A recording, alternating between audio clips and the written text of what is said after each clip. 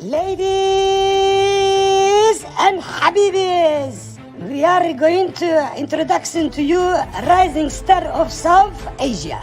He is very well educated. He knows Islam and Christianity very well.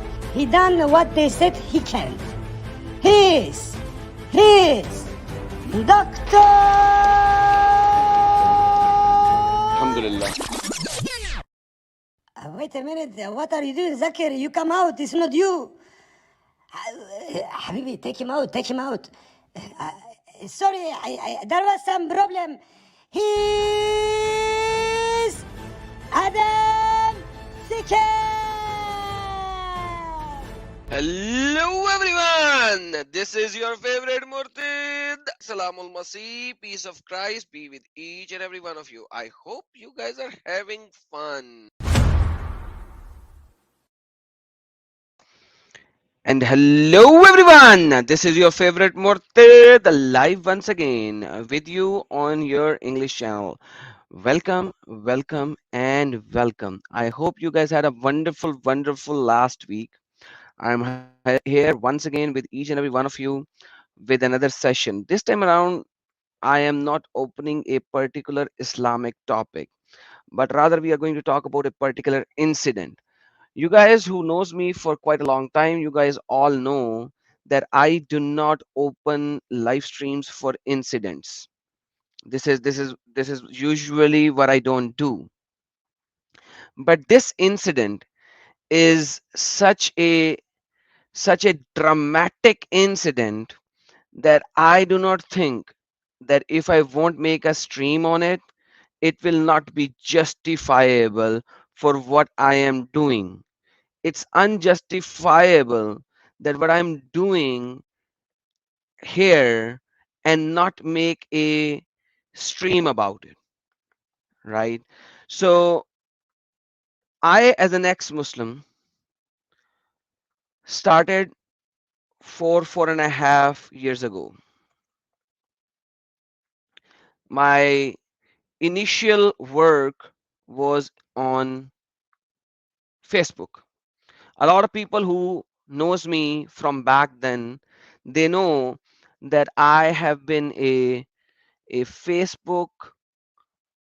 guy and uh,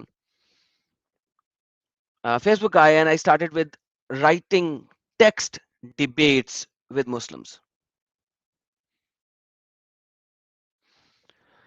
But then Facebook became such a bad platform for speaking about a particular community, because obviously I'm an ex-Muslim, speak about a particular community, that I had to get out of Facebook. They would block, mute, and do all these kind of stuff. So I started Facebook videos. So from text, I moved to Facebook videos because videos are different. And then we would actually have a video discussion and debates on Facebook. Then I started groups. Then I was removed from Facebook. Coming from Facebook to YouTube was another transition.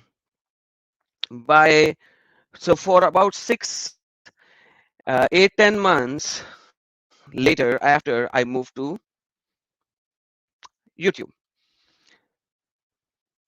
And I have been doing that for over 4 years. But at the same time, now we are the second generation. I would say in today's world, we are the second generation ex-Muslims. There is a first generation ex-Muslims as well in this world. What I call the first generation ex-Muslims are the type of ex-Muslims who are coming from Muslim countries like Pakistan, Indonesia, Malaysia, Iran, Iraq, Saudi, and all these kind of countries who came out of Islam before the internet world. They are the first generation ex-Muslims because they never openly stated that they are ex-Muslims. But they would always tell you about the issues in Islam, and they would openly proclaim that. Tariq Fateh is one of the earliest ex-Muslim in the history, but he never openly stated that he is an ex-Muslim, at least not that I know of. According to him, there is a Islam of mullahs, i.e., the Islamic scholars, and then there is an Islam of Allah. So he was always trying to give us the information of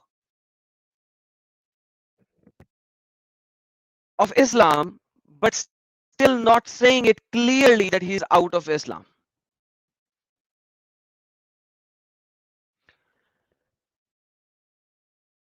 He passed away 3 days ago in Canada. Natural death. He was very old. He was going through cancer. His age was more than Muhammad's age, by the way. By the time when Muhammad died, he was only 62 and 63. This guy, Tariq Fateh, died at the age of 73.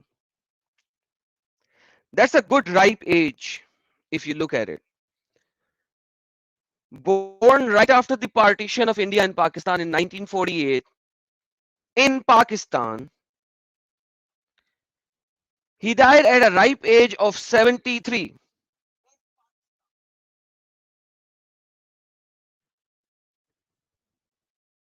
And my mic is not working properly. All right, let me add our brother Thaddeus here. He is in the backstage. Brother Thaddeus, welcome. And let me do something with my microphone while you speak with our audience and give them some information.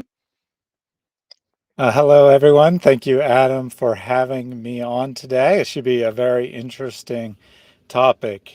Today, we're going to be discussing a fellow brother in humanity, not in Christianity, a person who has been persecuted, attacked, done all kinds of things against by the Muslim community simply by saying there are problems in Islam. He never left Islam, as Adam Seeker said, at least never officially left Islam, just said that he had problems with Islam and he wanted to reform Islam. He wanted to bring it in line with modern standards. So he was pointing out all kinds of problems, and lo and behold, Muslims didn't like that very much.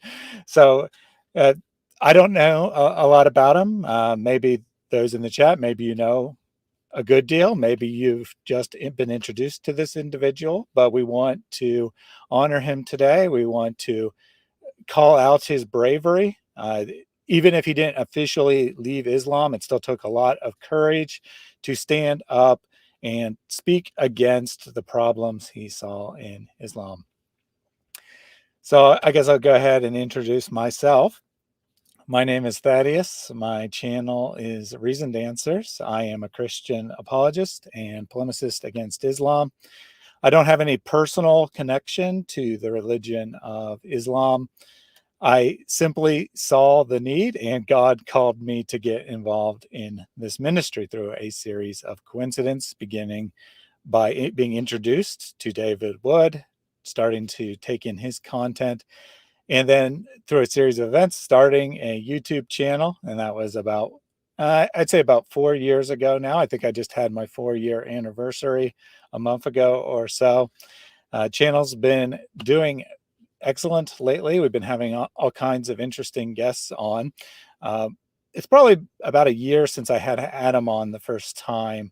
And when he came on, he wanted to do an open call-in show for Muslims, so, like he usually does on this channel and his Hindi channel, his Urdu channel. And that kind of introduced me to that genre where you just allow people to call in and you kind of take any challenge that comes to you. And over time, I've become really enamored by that format. So the way I do it usually is I'll have on a guest to do a presentation. They will spend some time outlining their case, and then we'll open it up for Muslims to call in and dispute, to tell us why we're wrong. shockingly, not very many people and not very many Muslims have the bravery to actually call in. They'll be speaking in the comments throughout. They'll be telling us how wrong we are, what liars we are. But when we give them the opportunity to come prove it live, they don't really want to do that very much. Looks I like would, Adam might be back. yeah, I'm trying to test if my voice is not breaking this time around. What do you think, Thaddeus? So far, so good. So far, so good. That sounds good. And what about the viewers? Everybody in the live chat, do you think that my voice is now good? Okay. So now, with that being said, seems like everything is good. Perfect, perfect voice. Thank you so very much. We had Lindsay. We have Lindsay with us. Lynn, how are you? And other ex-Muslima, welcome.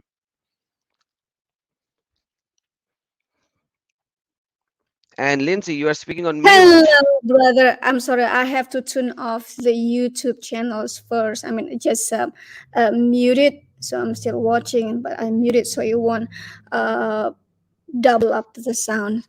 So good to see you again, my brother, and good to see you again, Thaddeus. Thank you Absolutely. so very much for Good to hear joining from you. in. Well, I guess you read my chat right there. You know, I I knew the risk in 1999 when I left Islam. I knew the risk. I cannot live in Indonesia. So I figured out how to get out of Indonesia. And voila, that was 25 years ago. And now what happened? Indonesia is boiling. Probably the same as Pakistan, boiling. Why boiling? Because there's so many Muslims left Islam. Are you agree, Adam? Absolutely. People are I mean, leaving Islam left, right, and center, and the that's Muslims are crying about the apostasy rate. I Every single watch a mufti. lot of videos where Pakistanis they get baptized in water like by massive, and I say, Lord, thank you. This is the harvest. While they are under persecuted by the authority, by the Muslims, they still left Islam. They don't care. They don't care if they be persecuted. They don't care if they get killed. They don't care because they know that they already saved. Have you seen the latest video that I shared about 400,000 people openly proclaiming, doing Wow. blasphemy against Muhammad, and the Wow. muftis and maulanas are crying on the internet? Have you seen that Oh video? yeah. I saw that. That was really hilarious. I watched it over and over and over, and I get that little video clip, just little clip, and I shared it with my group. Everybody's laughing like, "Oh my goodness, we should bring this up." Oh, Hatun Yes, Tash, let me.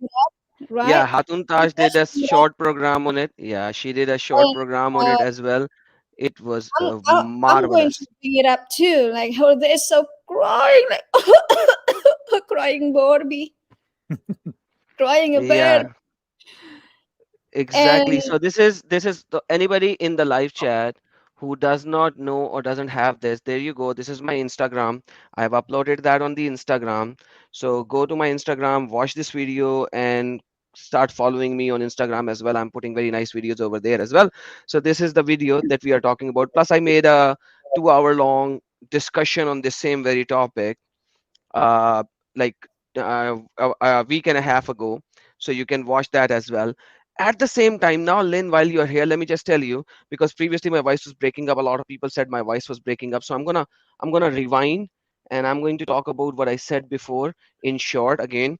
So there are the first generation ex-Muslims coming out of Pakistan, Indonesia, and the early Islamic countries back in. I'm talking about back in 40s, 50s, and 60s and 70s. This is the time when it is almost impossible for a Muslim to become an ex-Muslim and openly say that these are the problems in Islam. because as soon as he will say these are the problems in Islam, he will be killed and his voice will not even go to the masses. It's not possible, because back in those days, the way to speak has to be through the journalism. As a journalist, Tariq Fateh became a journalist. He was in heart probably was an ex-Muslim. Okay, and he never said he's an ex-Muslim, because if he would have said it, he would have been killed for sure. So he would always say there is a Islam of the Maulanas and the Muftis, and there is an Islam of the Allah. So he would always criticize Islam while being remaining in as a Muslim, saying Allah is good, but this whole thing, this hadiths are bad, and Maulanas are bad, and the Sharia is bad, and the hijab is bad, and all this is bad. So every single thing which can make you a Muslim, according to this guy, was wrong and bad, and which is obviously wrong and bad. And according to the Sharia, this will make you a non-Muslim anyways. But he would never openly said that he was an ex-Muslim, because it was not the time of a YouTube. It was not the time of the Facebook. It was not the time of the internet. So the only way that you could say something while being a Pakistani, he was a Pakistani, okay, who came to Canada, became a journalist, and would go back and forth, would never be able to say that live that he was an ex-Muslim. So he was, I would say, he was the first generation ex-Muslim in reality. So this guy passed away just a few days ago. And you know what the beautiful tweet done by our beautiful Muslims?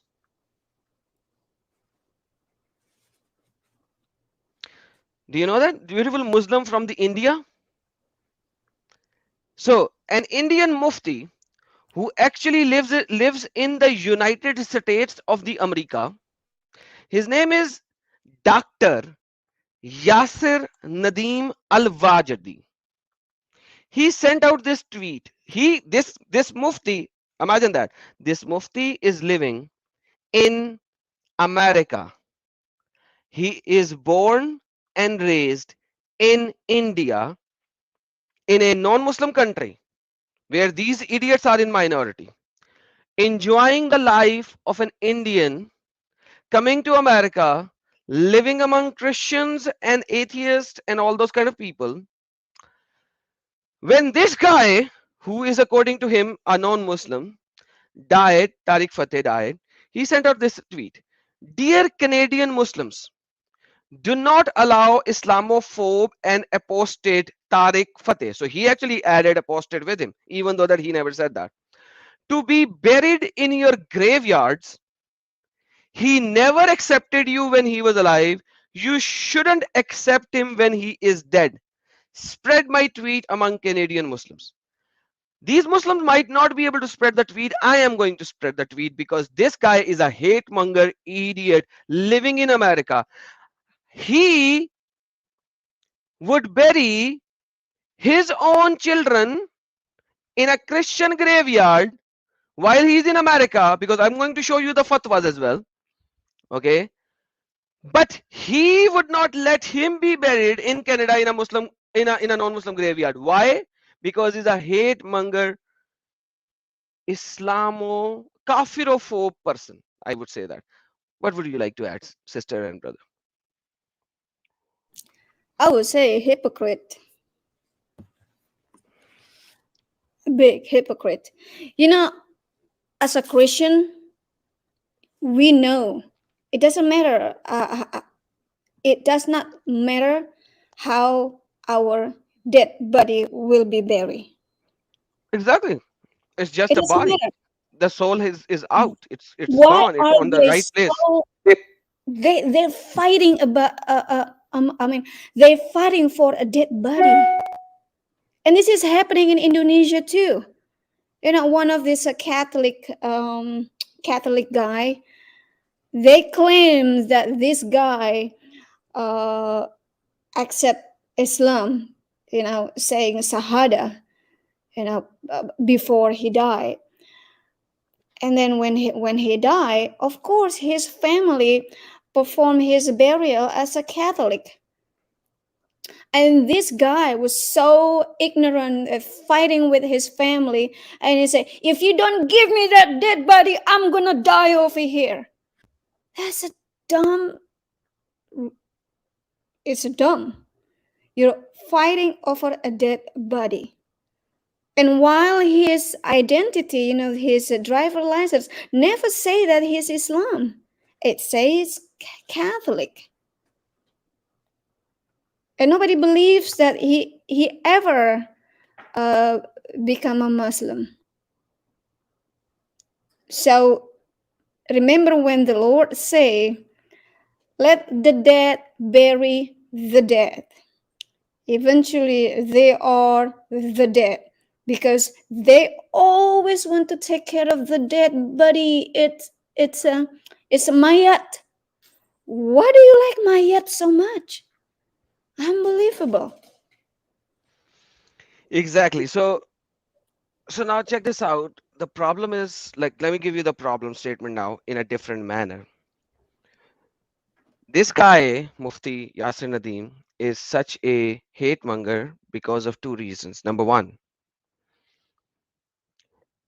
the burial service for a Muslim family holds a lot of value. As Lynn, you already know that. It holds a important value in a Muslim life. So this guy's family is Muslim, obviously. So what he's trying to do is he's trying to incite the Muslims of the Canada to punish his family for the doing of his. So these people don't even remain till the person who so-called did blasphemy. They go for the whole family. This is like a don, a a a don who would punish your family, your sister, your mother, your daughter, your brother, everyone, because they are the don, they are the blood hungry dons who would not punish you, but they would punish every single person of your whole family. For what? For speaking the truth? Why would Yasir Nadeem al-Wajidi not able to have a debate with him and prove him wrong? Why does Yasir Nadeem al-Wajidi not come to my channel and have a debate with me when I have called him out over a dozen times and more? Why doesn't he find the guts to come have a talk with me, but yet he has a guts to speak this kind of hatred against a person who has already gone out of this world? Brother Thaddeus, would you like to add something? Yeah, well, I just a little confused here because I thought according to all the media that there are no such thing as hateful Muslims, especially not living in America. I mean, there's only like a couple of people who are members of ISIS that would say something like that. Certainly not someone who has a PhD and is a well-respected member of American society, apparently. Surely not someone like that. That you couldn't possibly be hear such hate speech coming from them. Now, if a Christian were to say something like this, you can bet that it would be on all the talk shows. It would be how hateful Christians are, blah blah blah. But a Muslim says it, and oh, nothing to see here. This isn't Islam. It has nothing to do with Islam. No one even needs to talk about it. Exactly. And then they call us Islamophobe. Whereas Muhammad is the first person who started a phobia against kafir, against every single kafir, whether he's a Christian, Jew, or anybody else. Like Jews are the top-notch kafir, by the way. According to Muhammad and Islam, they are the top-notch kafir. Muhammad was like hated Jews like anything. Like we don't even hate our poop that much. How much Muhammad hated Jews. But that's a separate thing for another discussion. But at the end of the day, this is unbelievable that the seculars of the United States are saying nothing right now about this Mufti spreading hatred, whereas if something even close to this would have been said by a Christian or a Jew, the news channels would have been exploded with that information. Why is this not exploding? Wiser, I'm not adding Canada because Dr. Yasir Nadeem Al Wajdi is in America. He's an Indian who's living in America. That's why I'm talking about America. And yes, I know Canada has its own huge problems.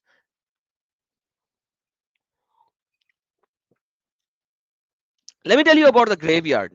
Lynn is paused for now, not speaking. But let me tell you about the graveyard. Do you know in I'm Germany? waiting for you to pause. So I have something to say, Adam. Please. You're wrong when you say Muhammad hate Jews. No, he loved Jews women. Look at Safia. Look at Juwaria. He loves them so much and he forget about Aisha. Do you remember that? Do you Yes, remember when Muhammad so in love with Juwaria, and then Aisha left behind when they returned to Medina and end up Aisha with somebody else? And Muhammad forget all about Aisha while he's in love with Juwaria, while he's in love with Safia. He loved Jews women so much. just to perform the And dingy dingy. also the children's. He loves the Jewish children so much. Oh, Especially the female children, perhaps. of course. Of course. So So that's something I want to tell you. a few months ago, it was a very nice way that you proclaimed. By the way, I liked it. I loved it rather. So next time when somebody says Muhammad did not love Muhammad loved Jews, I will remember this. Now this is imprinted in my memory bank. But anyhow, let me just tell you something. Uh, in Germany, you know, recently they actually invited a lot of people from Syria as a immigrants, and a lot of Muslims are going into Germany. So a few months ago, there has been a petition in the court that these Muslims who are coming in as you know what asylum seekers because their country cannot hold them from different part of them, Muslims, now the country has given them asylum. When they die, they do not have graveyards. So the Muslims who are living there for some time, they actually earned some money and bought a land, and then they converted into graveyard. They are not letting them bury their dead in their land. So they are asking government and putting a petition that government should give them more graveyards. I'm just showing you one article. If you go into the internet, Google it, Germany, Muslims requesting, asking, not requesting, asking for more Muslim graveyards. Brothers and sisters, imagine in America, in Canada, in Europe, do you actually request the government for the burial space, or does the church or the synagogue or whatever your your religious affiliation is, they provide the graveyard space? No, we don't do that, Adam. You know, these Muslims are so poor. They deserve a house. They deserve our tax money. They deserve a graveyard. You know, they deserve everything. Because, you know, some, they are so good. They are so peaceful people. I mean, you know that.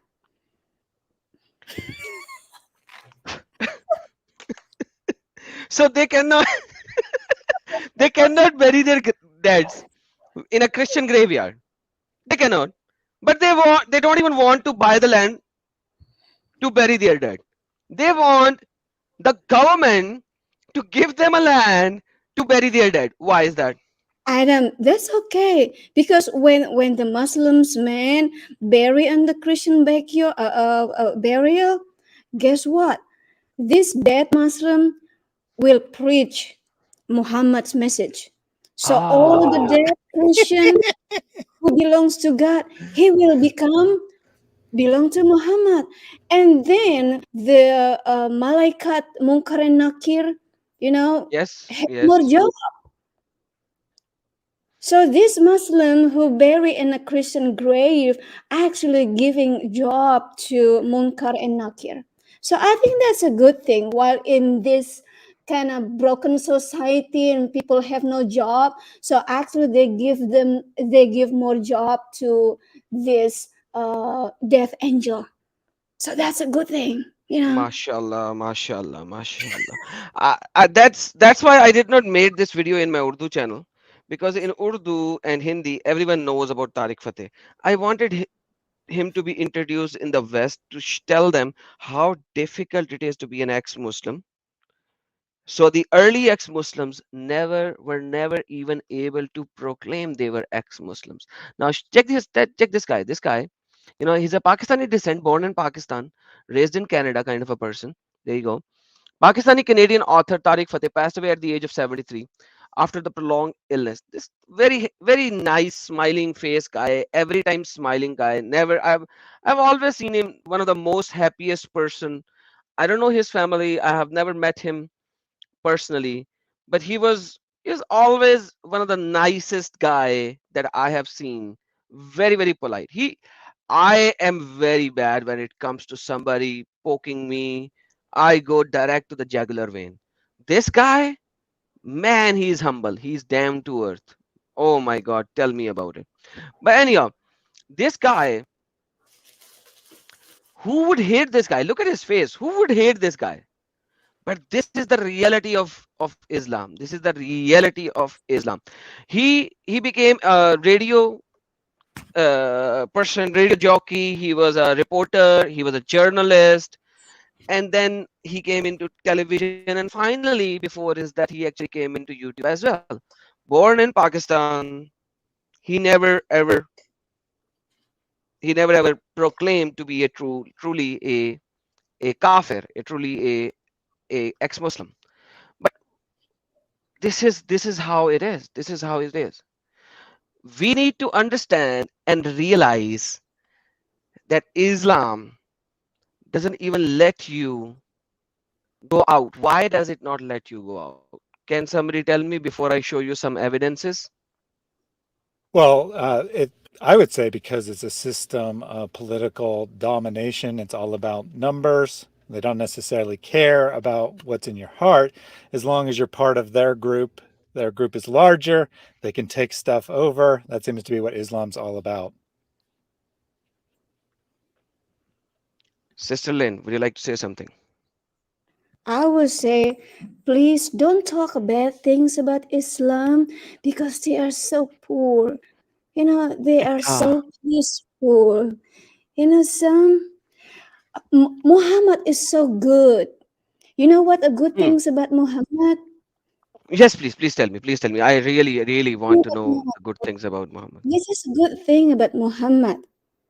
They are in Hadith and the Quran says that a woman who wants to give herself to Rasul to Nabi, they can give themselves, right?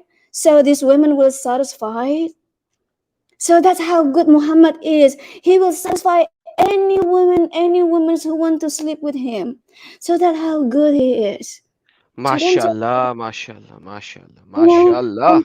and he married widows when their husband died.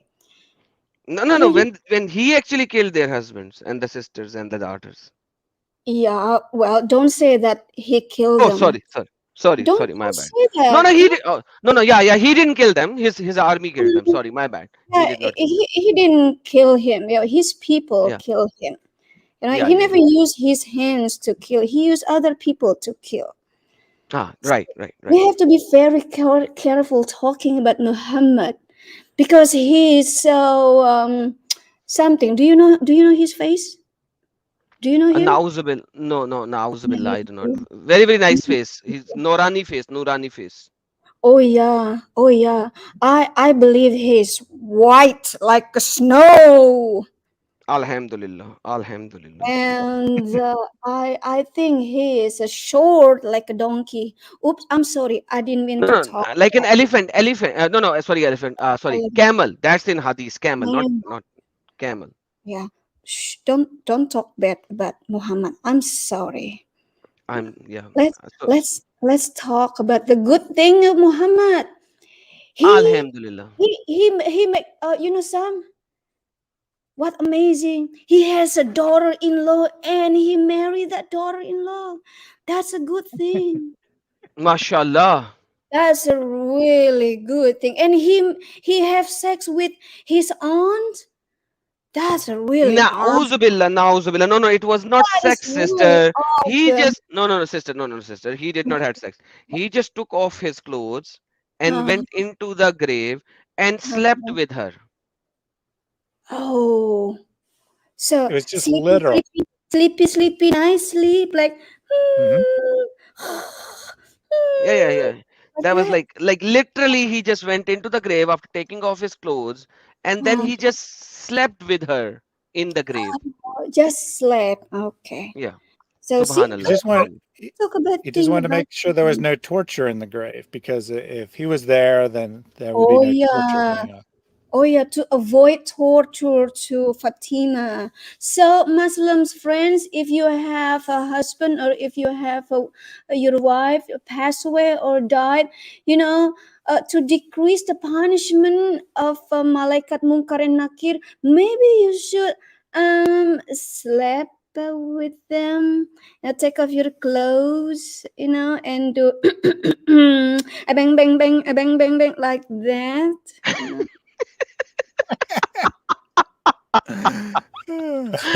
Okay, you're killing me. You're killing me over here. But anyhow, we are not going to say anything about bad about yeah. I'm not going to.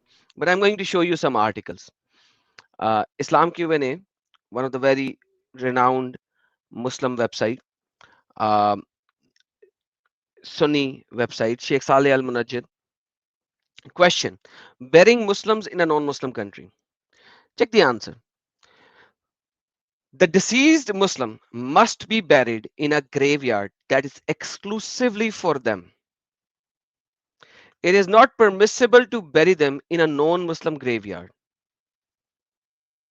It is not permissible to bury them in a non-Muslim graveyard. Imam al-Shirazi said, etc., a non-Muslim. Except there is an except. Adam, you did not know that the exception for that. I'm reading the exception. If I go forward, I will read the exception. I will. A non-Muslim should not be buried in the Muslim graveyard, and a Muslim should not be buried in a non-Muslim graveyard.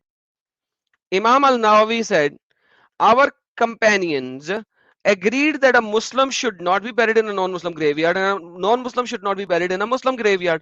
From this, it is clear that there has to be a place that is exclusively for the burial of the Muslims in a graveyard of their own. Now, this is a clear statement. I will go to the except in a different article and I will, don't worry. But let's just read this and stop here because the article ends here. Now, the problem with this is that when you say that a non-Muslim should not be buried in a Muslim graveyard, and I will show you another article where it will talk about the apostates, the murtads, who Muslims should kill by law, and then their body should not be washed, and there should not be any funeral, and they should not be buried in a Muslim graveyard. In a purely Muslim country, where should they be buried then? And I will tell you what they would do back then. But that's a separate thing. But imagine that this is how kafirophobe this ideology is that they won't even let their dead to be buried with a non-Muslim. They don't even let non-Muslim be buried in their graveyard. So dead. It's what? It's steak meat. What is a dead body? It is steak meat. Eat it if you want to. Rather, don't eat it. It's just a statement. Don't tell me, hey, Adam is preaching eating humans. Okay, I'm not preaching eating humans. Okay, I'm just saying it. There's nothing left. Like, I don't care what happens to my body when I'm dead. Throw it in the sea. Let the fish eat it and enjoy it. It's dead body. It's nothing. Burn it. Take the ashes and make them fly with the wind. It's just a body. But this is the reality of Islam.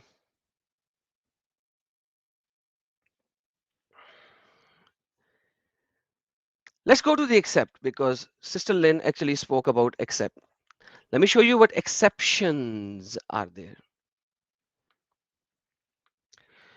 So the exceptions are written in another article. He concealed his Islam and was buried in a kafir graveyard. So if a Muslim would conceal, I don't know why a Muslim have to conceal that he was a Muslim, because neither the Jew will kill him, nor the Christian will kill him, neither an atheist will kill him, nobody will kill him. But let's see if somebody concealed. Praise to Allah. You should note, first of all, the fuqaha are unanimously agreed. Unanimously agreed means there's nobody who disagreed on that. That it is not permissible for a Muslim to be buried in a kafir graveyard, or for a kafir to be buried in a Muslim graveyard. Now comes except. Let's read about except. In case of necessity, in Islam, everything has an except. Suckling 10 times, I have already read it. I'll read it out because I have to translate. So wait, please, I will. Except in case of necessity. What is the necessity? Let's read the necessity. Forget what they're saying. If a Muslim dies in a kafir land, then his heirs, or whoever among the Muslim knows of him, must take him to the Muslim land so that he may be buried there. So you actually have to move the body to a Muslim land if you don't have a Muslim graveyard. Taking him to Muslim land depends on being able to do that. So if you can't even take the body to the Muslim land, what should you do? If it cannot be done, then he may be buried in the kafir land, but not in the graveyard. So,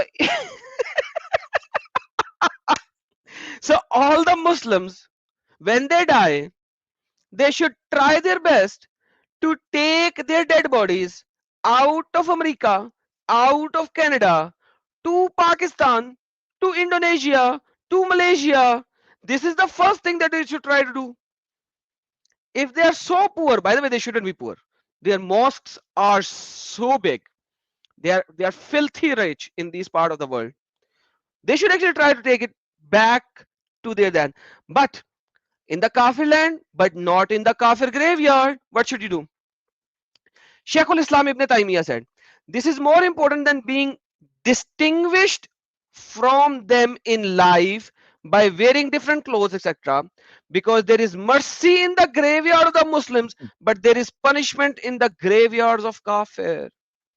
So according to Islam, as a lot of people who already knows me and my channel, and I have shown that many times in the past as well, according to the Muslims, when a person dies, their bodies goes into the ground, and the angel Mulkul Nakir, just like the sister said before, they come and ask questions, and if you do not give the right answer, they will hammer you on your head, the sound of which can be heard by every dead person. By the way, not the living person. Living person can't hear that. Dead people. And the gate of hell is opened, and his body, so called without the spirit, can feel the hell punishment absolutely right there and then. So A dead Muslim, on the other hand, the gate of heaven is open and he can see his huris, 72 virgins. He is always in excitement of the 72 virgins, looking at them, waiting for them in the grave. So, the graveyard of a kuffar, Jews, Christian, and even else, has a punishment on the graveyard. And the graveyard of a Muslim has a mercy over them. Now let's look the second point. This is point number one, where they said, don't even do that. Except, in exception, they said, take the body to your own Muslim land. And if you cannot, you have to bury it in the non-Muslim land, bury it in the backyard of your house, probably, but not in the kuffar graveyard. Now let's see second point. Now things are going to now mellow down a little. The situation that you asked about on happen frequently on many Muslim in positive weakness in kuffar because they are not able to migrate to the land where they can practice Islam openly and be safe, nor can they practice Islam openly in the lands where they live, either for the fear of the aggression of the other own relatives, as it is the case of your question, or for other reason. These people will be rest assured according to their intentions and the ruling hereafter, depending on what they have faith, righteous deeds, not ruling on the land, etc., etc., etc. I heard Prophet saying, each person will be resurrected according to the stage which he died. Now, if each person is resurrected by the faith that he has, then why do you have a problem with not burying a Muslim in a non-Muslim land then? Now they're trying to find a scapegoat in the middle. Next witness. The Messenger of Allah said, offered the funeral prayer, said, O Allah, forgive our living, our dead, our young, and our old, our males, our females, those who were present, those who were absent. O Allah, whoever among us you cause to live, cause him to live in faith, and whoever among us die, cause him to die in Islam. O Allah, do not deprive us of the reward, and do not let us go astray. Now, once again, it has nothing to do with burying. O Allah, whoever among us live, cause him to live in faith, etc., and submission, etc., seated in their heart, etc., etc. Nothing about bearing. Sheikh Ibn Taymiyyah was asked about, some people say that Allah has angels who move people from Muslim graveyard to the Christian and Jews graveyards. Now see, there come the graveyard thing. Allah has angels. So if a Muslim is buried in a Christian graveyard, his angel will take him. And if a Christian or a Jew is buried in a Muslim graveyard, then the angels will take him. So what is the problem with you guys? Angels who move people from the Muslim graveyard to the Christian and Jews graveyard, and from the Jewish graveyard to the Christian graveyard to the Muslim graveyard. And their purpose is that whoever meet a bad end in the sight of Allah, although he was outwardly Muslim, when he died, or he was a kitabi, Jew means Jew or Christian, al-kitab, but he meet a good end and he dies as a Muslim in the sight of Allah, although he appeared to be a kafir when he died. So these angels will move them. Brother, Allah has a party of angels who are just moving dead bodies. Wow. I think that we may have a good test for the truth of Islam here. All you have to do is bury a person in the wrong grave, wait some time, and then dig it up and see if they're still there. And if they're still there, then I guess Islam is false because they are supposed to have been moved by an angel. Alhamdulillah. Hey, Adam, Yes. I don't know about in Pakistan, but in Indonesia, the imam, the ustads in the madrasa, they actually teach the children, the students, about the answer key, how to answer in the graveyard. Do you know that? And we have that a Yes. guidance book in the school, in the madrasa, in the musalla, and who's your God?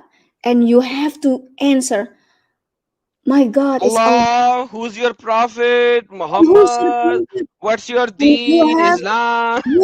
right. This is the problem. You have to answer Muhammad, right? Yeah. What happened if Muhammad died the name of Muhammad, somebody's name, Muhammad or Muhammad himself.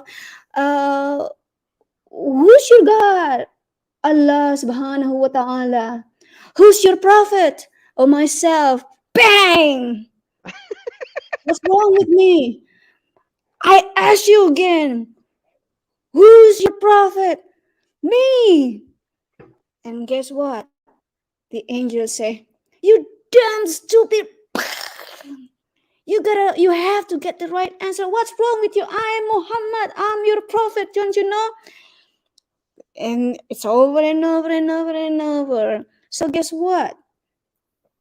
I guess Muhammad will never be saved, because if he answered that the Rasul is himself, it's not the right answer for the angels.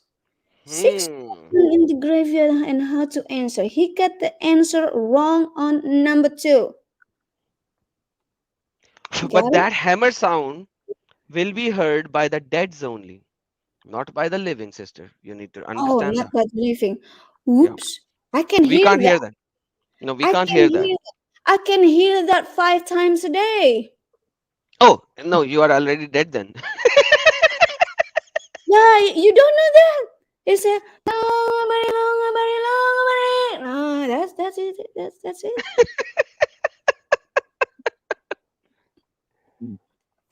I last time in the Idul Fitri, Muslims do takbir.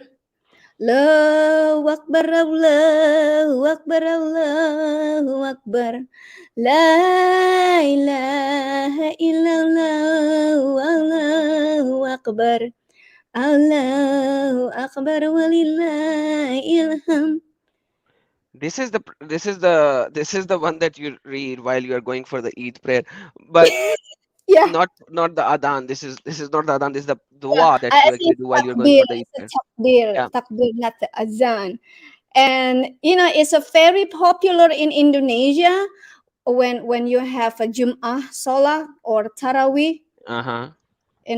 When you get out of the mosque or musalla, you lost your sandal.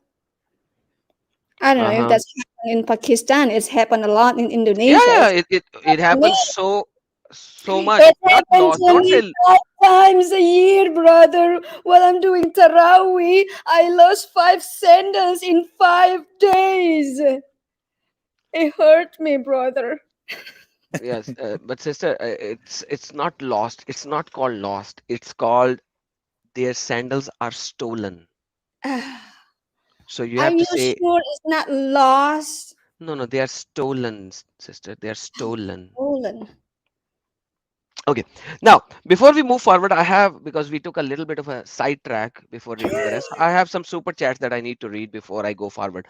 I have Rajat Sahab. He said, it felt so damn good to see them cry. Yes. He's talking about the 6 Maulanas who were crying on the Bold News channel. So we were talking about that.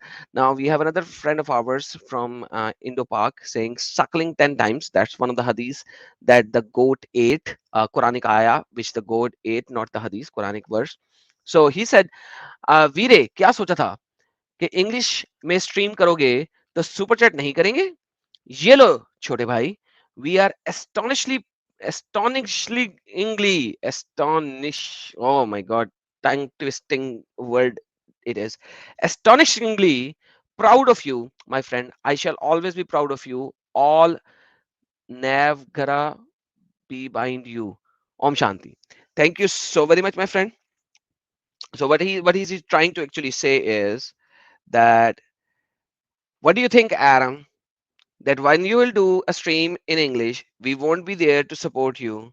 We are here to support you, whether you do it in English or in Urdu. Thank you so very much, my friend. We have an Indian Kafir. Thank you so very much. And then we have John Wick. English streams more informative and to the point. Absolutely, brother. As always, we try to make it short, precise, to the point. Siddhartha, Adam, your thoughts on Gamadi and engineer Mirza Saab. Dude, come on, man. It's gonna derail the topic. I won't put it up. Gamadi is not an ex-Muslim. I tell you that for sure. And engineer Muhammad Mirza, I want to debate him. He's that kind of a deceiver. But anyhow, is going to change my whole topic. But now, Sister Lynn and Thaddeus, what we have read so far here is that the angels are moving the Muslims who were Christians, but they were actually Muslims, who were Jews, but they were actually Muslims, and who were Muslims who were buried in the graveyard, other graveyard. So angels are moving those. What about a non-Muslim, a hypocrite who was buried? What's about them? He means Muhammad, may Allah have mercy, said, as for the bodies that are not moved from the graveyards, but we know that some people who outwardly Muslims are in fact hypocrites, either Jews, Christian, or apostates. Whoever is like that will be with his peers on the day of resurrection, because Allah says, assemble those who do wrong and together, etc. etc. So imagine, brothers and sisters, bad people, they'll stay bad. Their bodies are not to be touched. And there may be some who died appearing to be kafir, but they believed in Allah before the death, rather reached their throats, but there were no believers with them, and they concealed that in their hearts, either because of the inheritance or some other reason. But they will be the believers even if they were buried with kuffar. Alhamdulillah. So, what do you think of these things? Once you read these, do you think Islam has a 2 cent of a brain in telling us anything about this situation? Yeah, it seems that it doesn't matter where you're buried.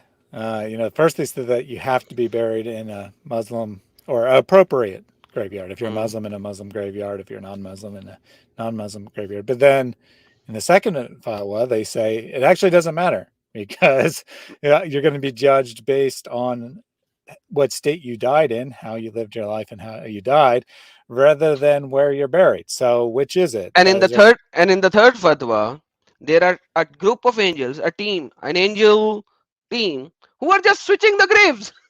Yep. I So which don't So one is I true? don't know. I don't know. Does it matter or not matter? I don't think Islam can make up their mind on this. I don't Can One Islam? of Yes. your viewers says that Allah is in hell. Actually, that's wrong. According to Hadith, only Allah's legs in hell. The rest of the body, I don't know. And it's not legs, it's leg, one leg. Because Oh, one one leg is leg. in hell. That is See, why when the Quran says in the there's hell only one heaven, leg in hell. So yeah, not the whole. in the heaven you will see the shin of Allah in heaven. So you can only see one shin. It's not plural, it's not both shins. It's one shin, because the other shin, and obviously the leg and the foot, is in hell.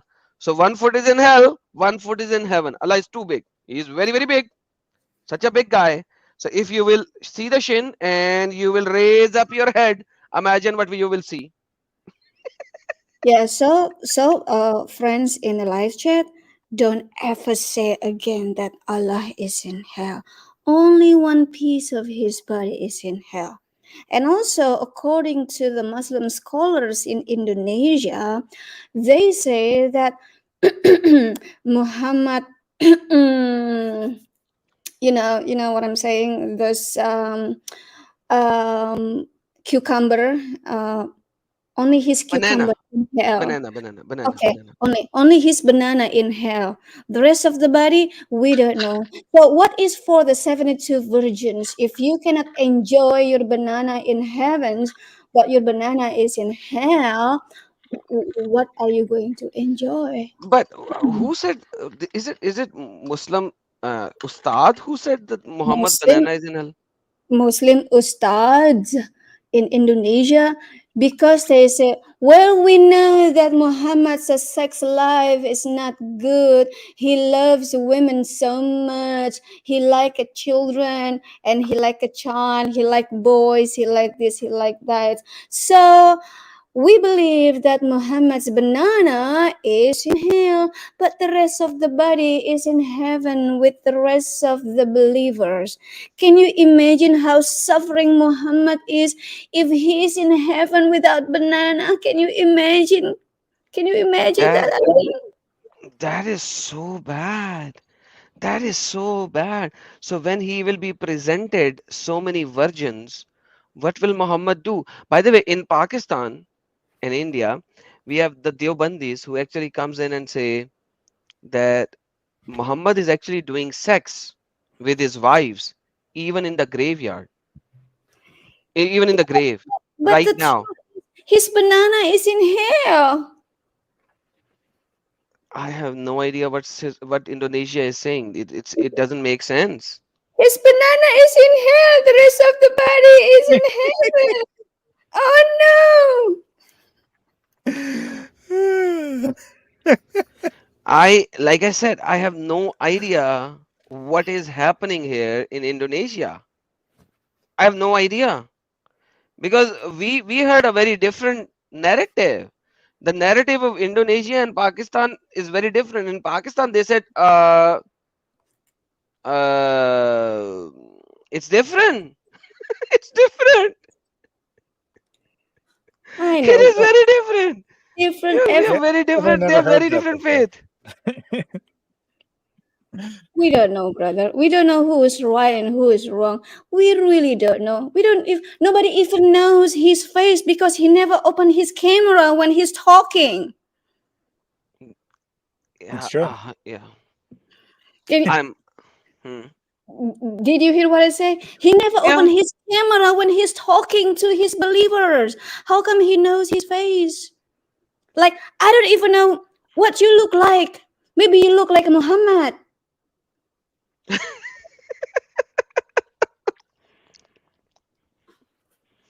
Maybe Muhammad is you because you never open your camera.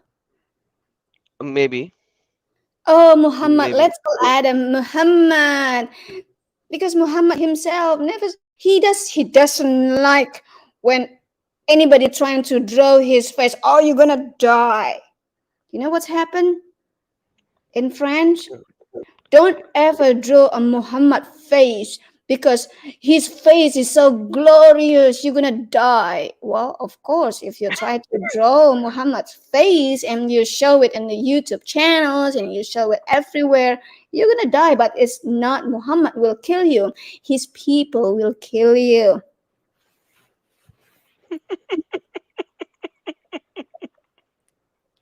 I have a different Wow. theory. I think that Adam is the Dajjal. He has the word kafir written across his forehead in Arabic. So if anyone saw him, in theory, they would recognize he's the Dajjal. But we also know that most Muslims will be deceived because they will just miss the word kafir written on his forehead. So actually, he doesn't have that much to worry about because they would still not realize who he is, even though they could see it plainly. Mashal Masih, Mashal Masih. Man, you guys are making me sound really, really not funny because you guys are too funny for me to handle.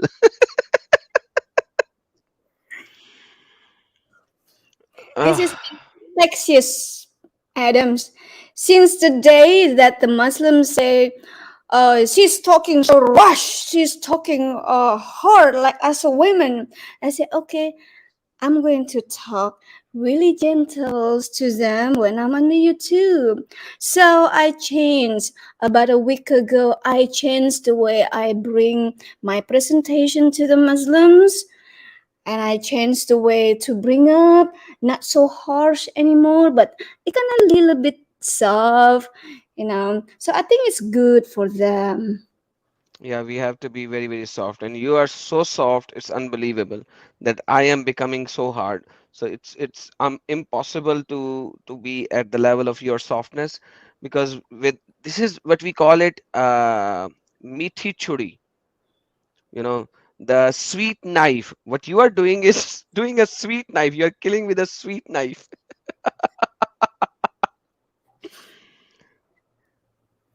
So very good the way you are presenting your argument. Seriously, I don't even have a rebuttal for you. I can't even add anything to you. No, brother. I learned this from Sister Hatton Tash. She taught me that. So I'm going to use it. Okay. And also Brother Jay Smith taught me to do that. So okay, let's do that. So I'll do it.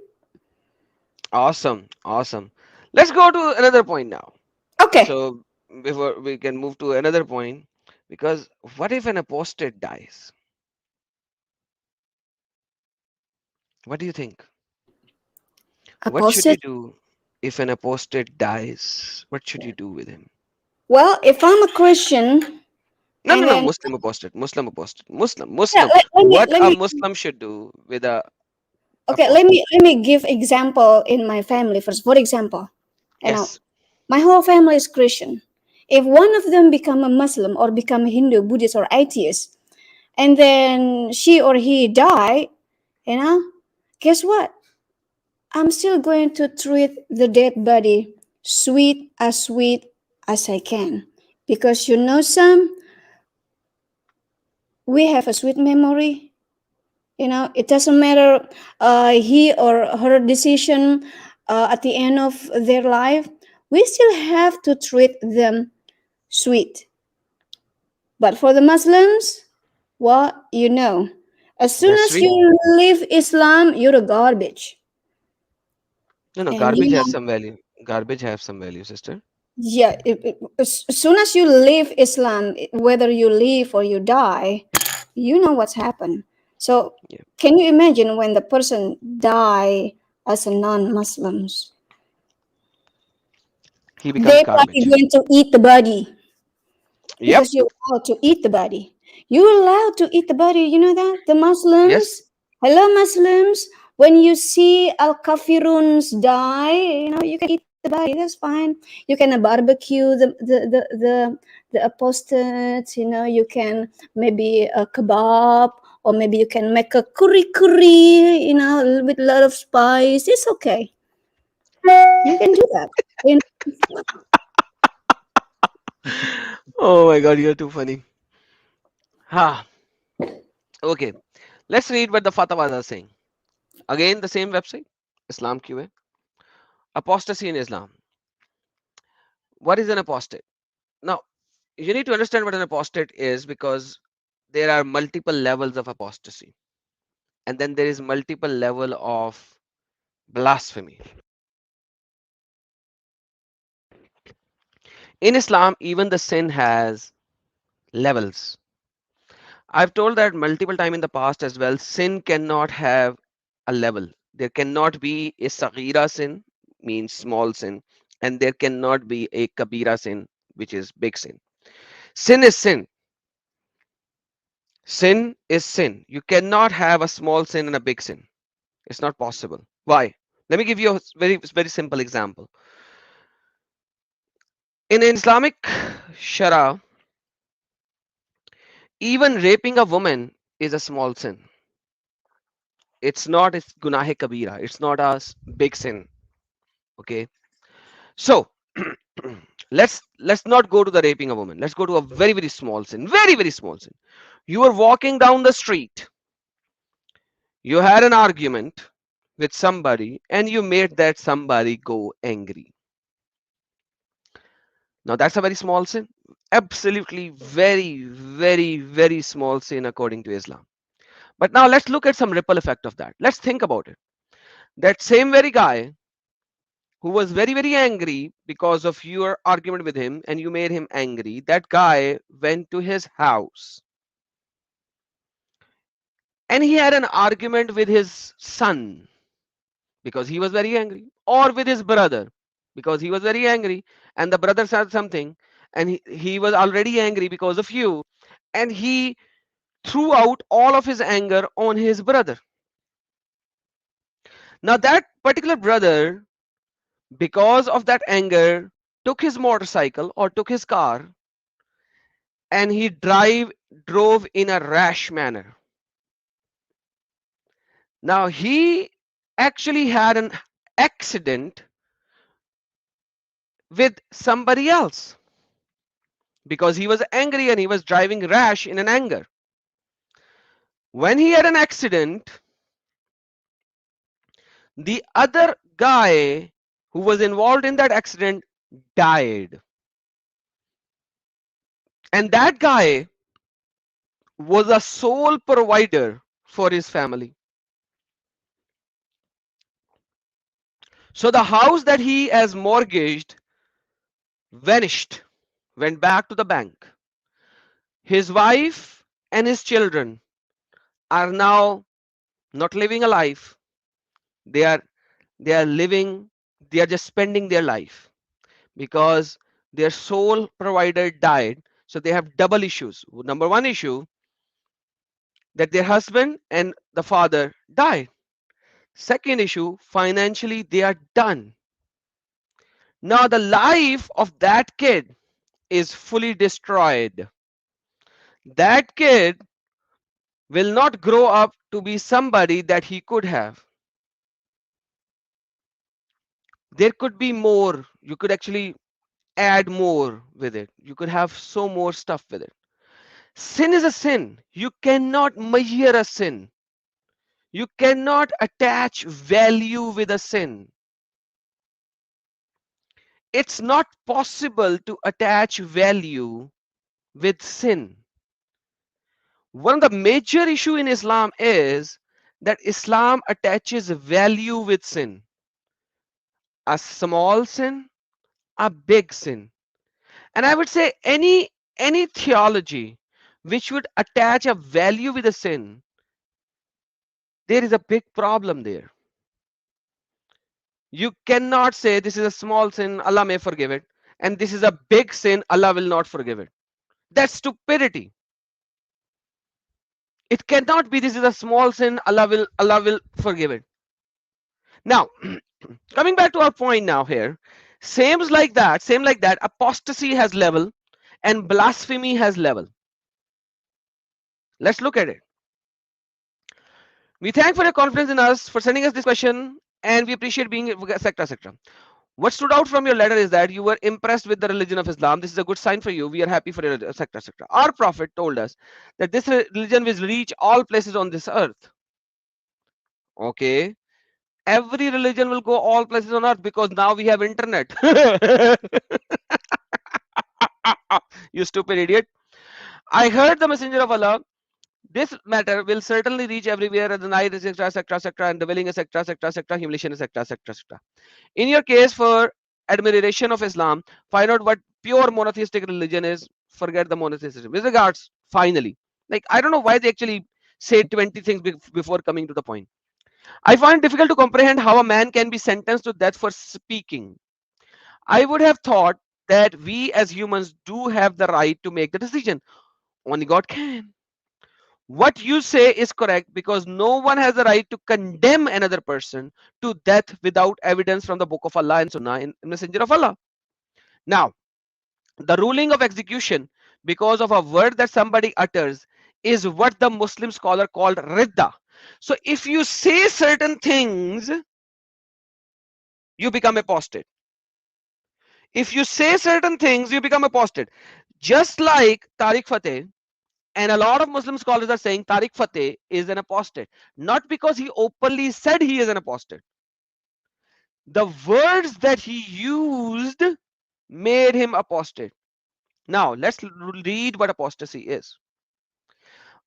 Ridda in Islam refers to when a Muslim becomes a disbeliever by saying clear statement or to the effect, or by uttering words which imply, or he does something that implies. Number one, you say it clearly, you are apostate, or by uttering words which imply that he is an apostate, or he does something that implies action which implies disbelief. All these three things with an or, there is an or in it. Tariq Fateh comes into the last segment. He does and stated things which made him go out of Islam. What constitutes apostasy? Apostasy is belief such as associating other with Allah, denying him, or denying an attribute which is proven by one of his attributes, or by affirming Allah has a son. All Christians are apostate. Apostasy in the words such as insulting Allah or the messenger, saying that this is not a saying of messenger, this is stupidity. Apostasy in action such as throwing the Quran into a filthy place, because doing that shows disrespect towards the word of Allah, so it is a sign that he does not believe in Allah, etc. By omission, such as not doing any of the rituals of Islam or turning away from the following altogether. For example, Tariq Fateh simply said wearing hijab is stupidity. Muslims should lower their gaze rather than women should be covered. He is an apostate. What is the ruling of apostasy? Apostate, he is of sound mind, an adult, does that of his own will, then his blood may be shed with impunity. So what should we do with the apostate? Kill them. But he is to be executed by a Muslim ruler or by his deputy, such as the judge, and he is not to be washed after death in preparation for burial. The funeral prayer is not to be offered for him, and he is not to be buried with Muslims. What should we do with apostate then if he is not to be buried with Muslim? Burn him, throw him in water, let the dogs eat his body, whatever you may like to say. The evidence that apostasy is executed is the words of Prophet. Whoever changes the religion, execute him. Man baddala deenahu faqtulu. Multiple narrations. What is meant by the religion here is Islam. The Prophet said it is not permissible to shed blood of a Muslim who bear witness that there is no God except Allah and that I am his messenger, except one of the three cases: soul for a soul, a married man who commits adultery, and the one who leaves the religion. And the one who leaves his religion. Thus, it will be clear to you that execution of the apostate is something that is commanded by Allah when He commanded us to obey Muhammad. As He says, O you who believe, obey Allah and obey Messenger, and those who are on authority. Chapter 4:59. And the Messenger of Allah has commanded us to execute the apostate in the Hadiths above. Whoever changes religion, execute him. It may need some time for you to convinced about this matter and for you to think about it. Perhaps you think that if a person follows the truth, enters into the embraces and the one true religion which Allah has enjoyed, then we allow him to leave it quietly, easily, whenever he wants to, utter the words of disbelief, then put him out of Islam, so he can reject Allah, his messenger, his book, his religion, and there is no punishment. How will that affect him and others who enter the religion? So why do you kill an apostate? So that he will not be able to say and expose Islam, because now he's a Muslim, he studied Islam. If he will leave Islam and say something, do you think we should allow him to say everything? Do you think we should allow him to say? Do you think we should allow him that Muhammad was a pedophile? Do you think we should allow him to say that Muhammad was a rapist, a child molester, a sex addict, a tyrant? This is why we need to kill an apostate, brother. You love Islam so much, you want to join Islam, but you have an issue that why do you kill apostate? I am telling you, this is why, brother. It is hard for you to be convinced right now because you were never a Muslim. But I am trying to tell you, this is why, brother. By the way, this is the question is asked by a non-Muslim who likes Islam, but he does not like the killing of an apostate punishment. They are answering him. This is Islam Q&A website. Would you like to add something before I continue? Well, if you like Islam so much, but you don't like what Islam should do, what Muhammad tells you, and guess what? You're a kafir. You know, you have to perform as Islam. If you're Islam, if you're a Muslim, you have to act like Muhammad. You know, if you're a woman, you have to act like Aisha. You know, it's okay if you're 6 years old and you marry a 52 years old. That's okay. That's Islam. Even if it's a baby, it's okay. If an old man wants to marry your babies, it's okay. It's called marriage. So you have to do like Islam do. If you refuse on one of that Islam law, guess what? You're no longer Islam. So forget it. If you're really a Muslim, you should hate your neighbors. You have to fight against your neighbors who's a Christian, because that's what Islam is. If you don't do that, that means you're not Islam. If you want to choose you living like a Christian but still believing in Allah and Muhammad, and guess what? You're agnostic. Don't tell me you're Islam if you living peacefully with your neighbors, because there is no peaceful in Islam. So It's up to you, women. If you really women in Muslimah in Islam, you should allow your husband to do polygamy, to have more than one wives and living in the same house. You have to sacrifice yourself because you got pahala and you're gonna go in heaven with your husband because you allow your husband to have more than one wife, two wives, three wives, or even four. It's okay, and including if you have a maid servants, you can your husband can have that too. Or maybe if your neighbors, if your neighbors want to be a good friend with your husband, guess what? Your husband have to nurse a suckling on her breast to become a mahram. So it's okay for them to go out together because they are mahram, and it's okay if they get together in the bedroom at the same time, because they're already mahram. So you have to allow your husband to do that. That's called a good Muslim. If you're not allowing your husband to do that, well, guess what? There is another choice. Live Islam.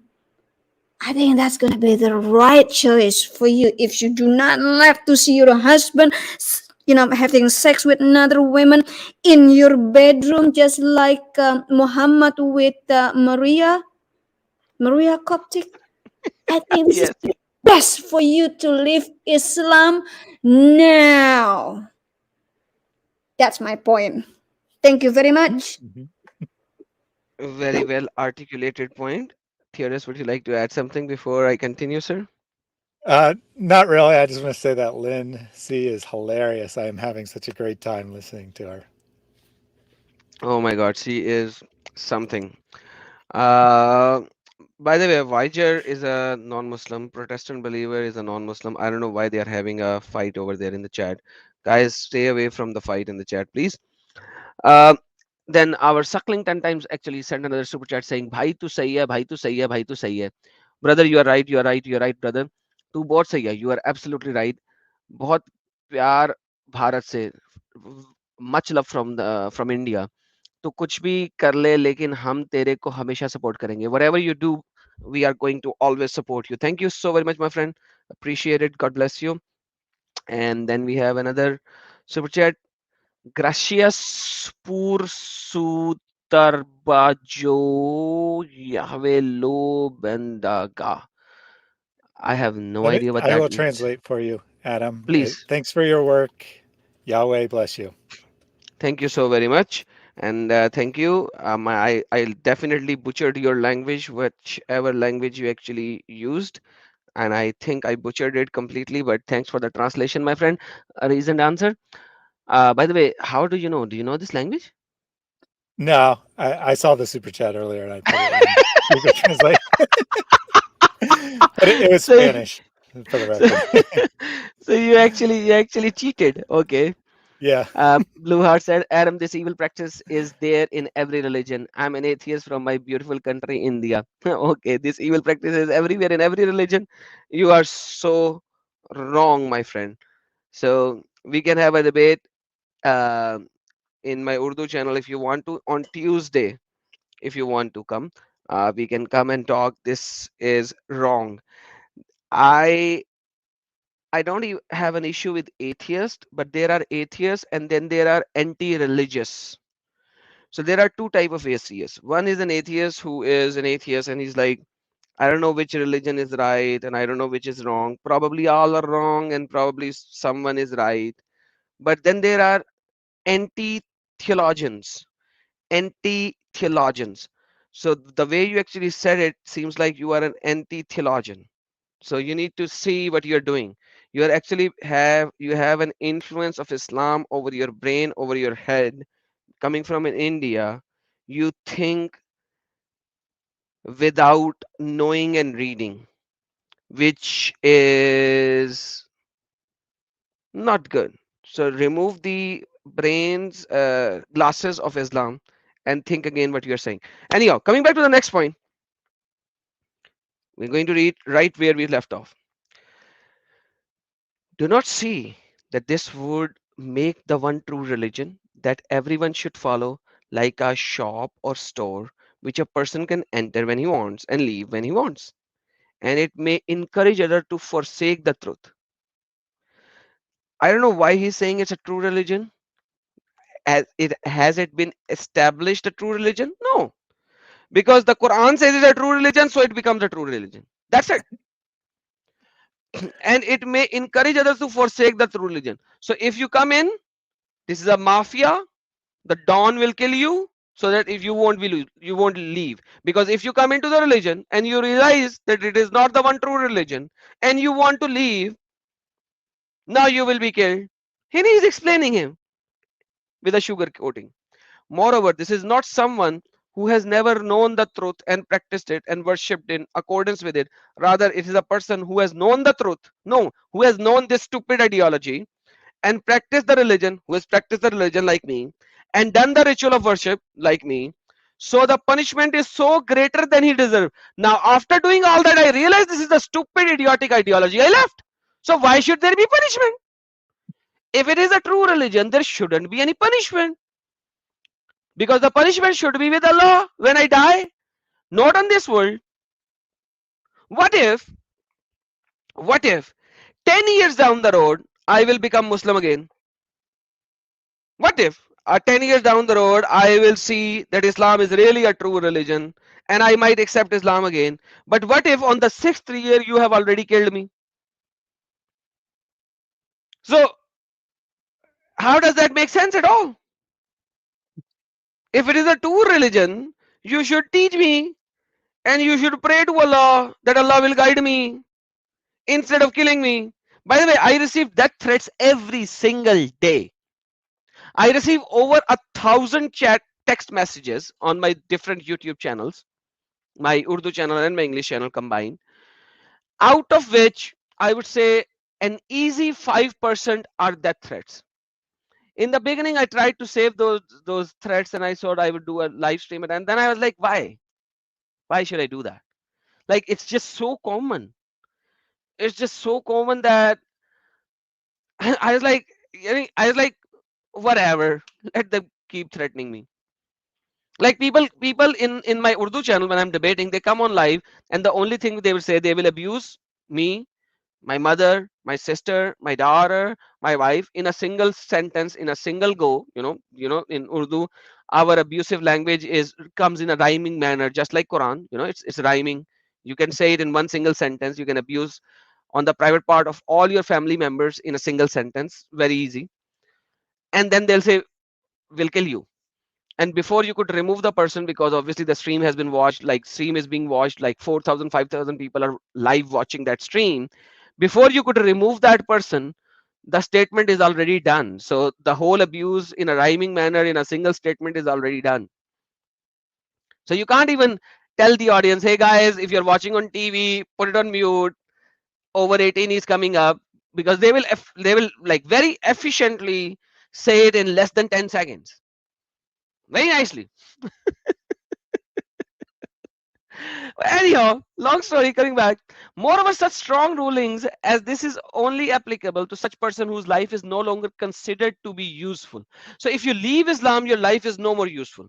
Because he knew the truth? No, he knew your religion and followed the religion, and then he left and forsake it. What soul can be more evil than the soul of a such person? Guys, I need to dwell on this sentence, that his life is considered no more useful.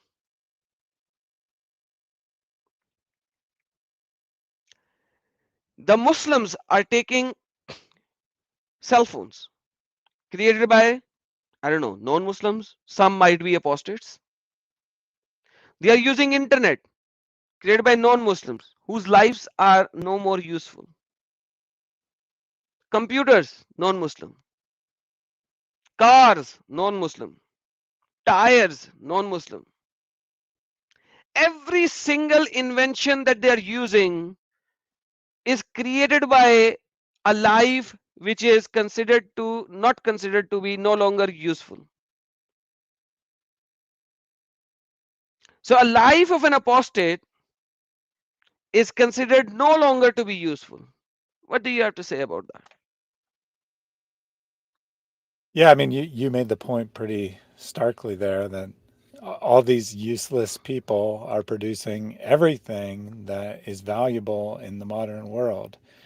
There was a propaganda tour several years ago called the 1001 Inventions, supposedly showing how Islam was at the foundation of the scientific revolution. Pure propaganda, pure nonsense. But even in their own thing, they could only come up with like 5 things that they could even remotely try to claim that a Muslim had anything to do with. Muslims are around 20%, 15 to 20% of the world's population, and have produced a fraction of 1% of the Nobel Prize winners, a fraction of 1% of the world's inventions, a fraction of 1% of the world's political leaders, people who have changed the way the world has thought. Everyone in Islam is just repeating what has come before. There is no such thing as innovation in Islam. In fact, it's forbidden to innovate in Islam. Yet, they have no problem taking all our inventions. They have no problem using all of our inventions. They have no problem enjoying the benefits of modern medicine, the benefits of modern science from useless people, according to Islam.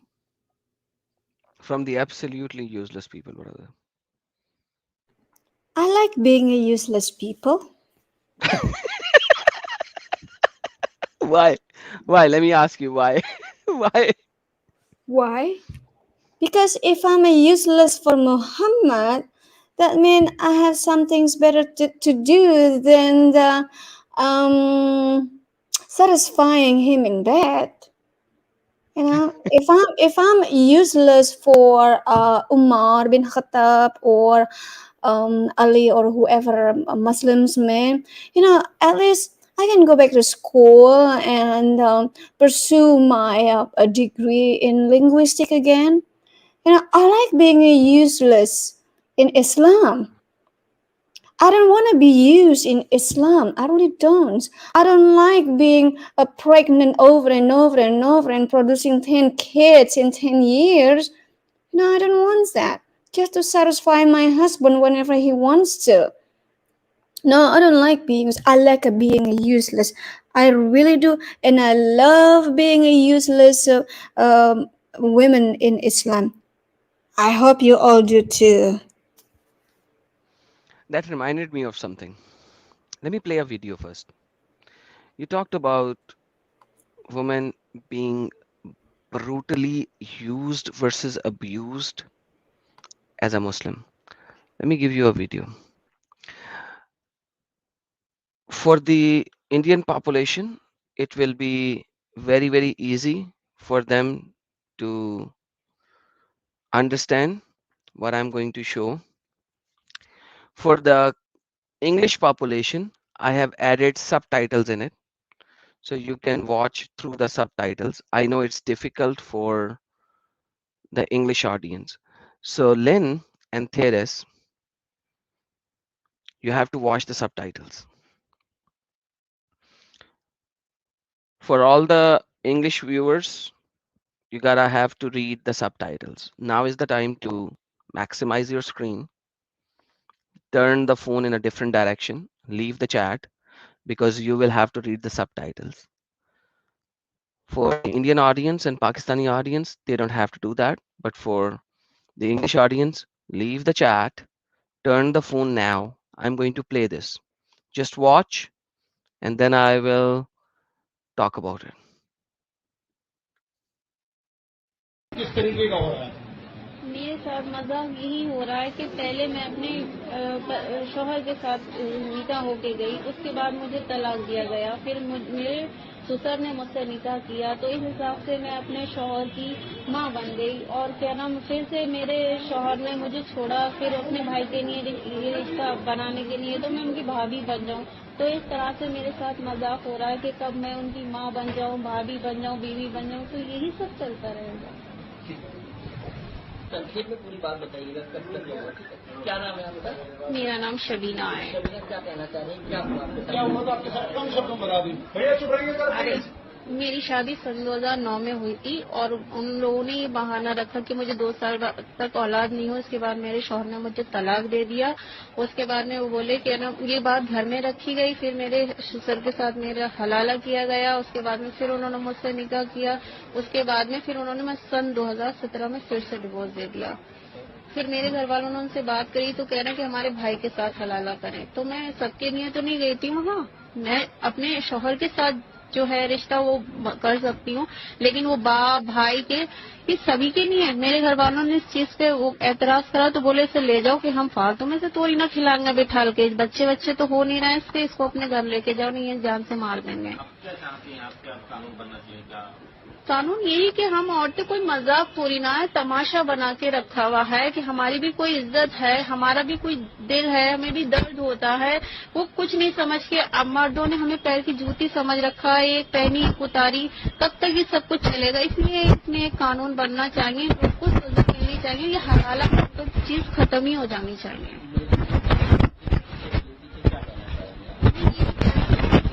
ये जो गंदगी है इसको खत्म करें। ये जो हलाला है कि ये सब चीजें खत्म हो जानी चाहिए और इस तरह से तलाक भी नहीं होना चाहिए जब तक कि औरत की मर्जी ना हो।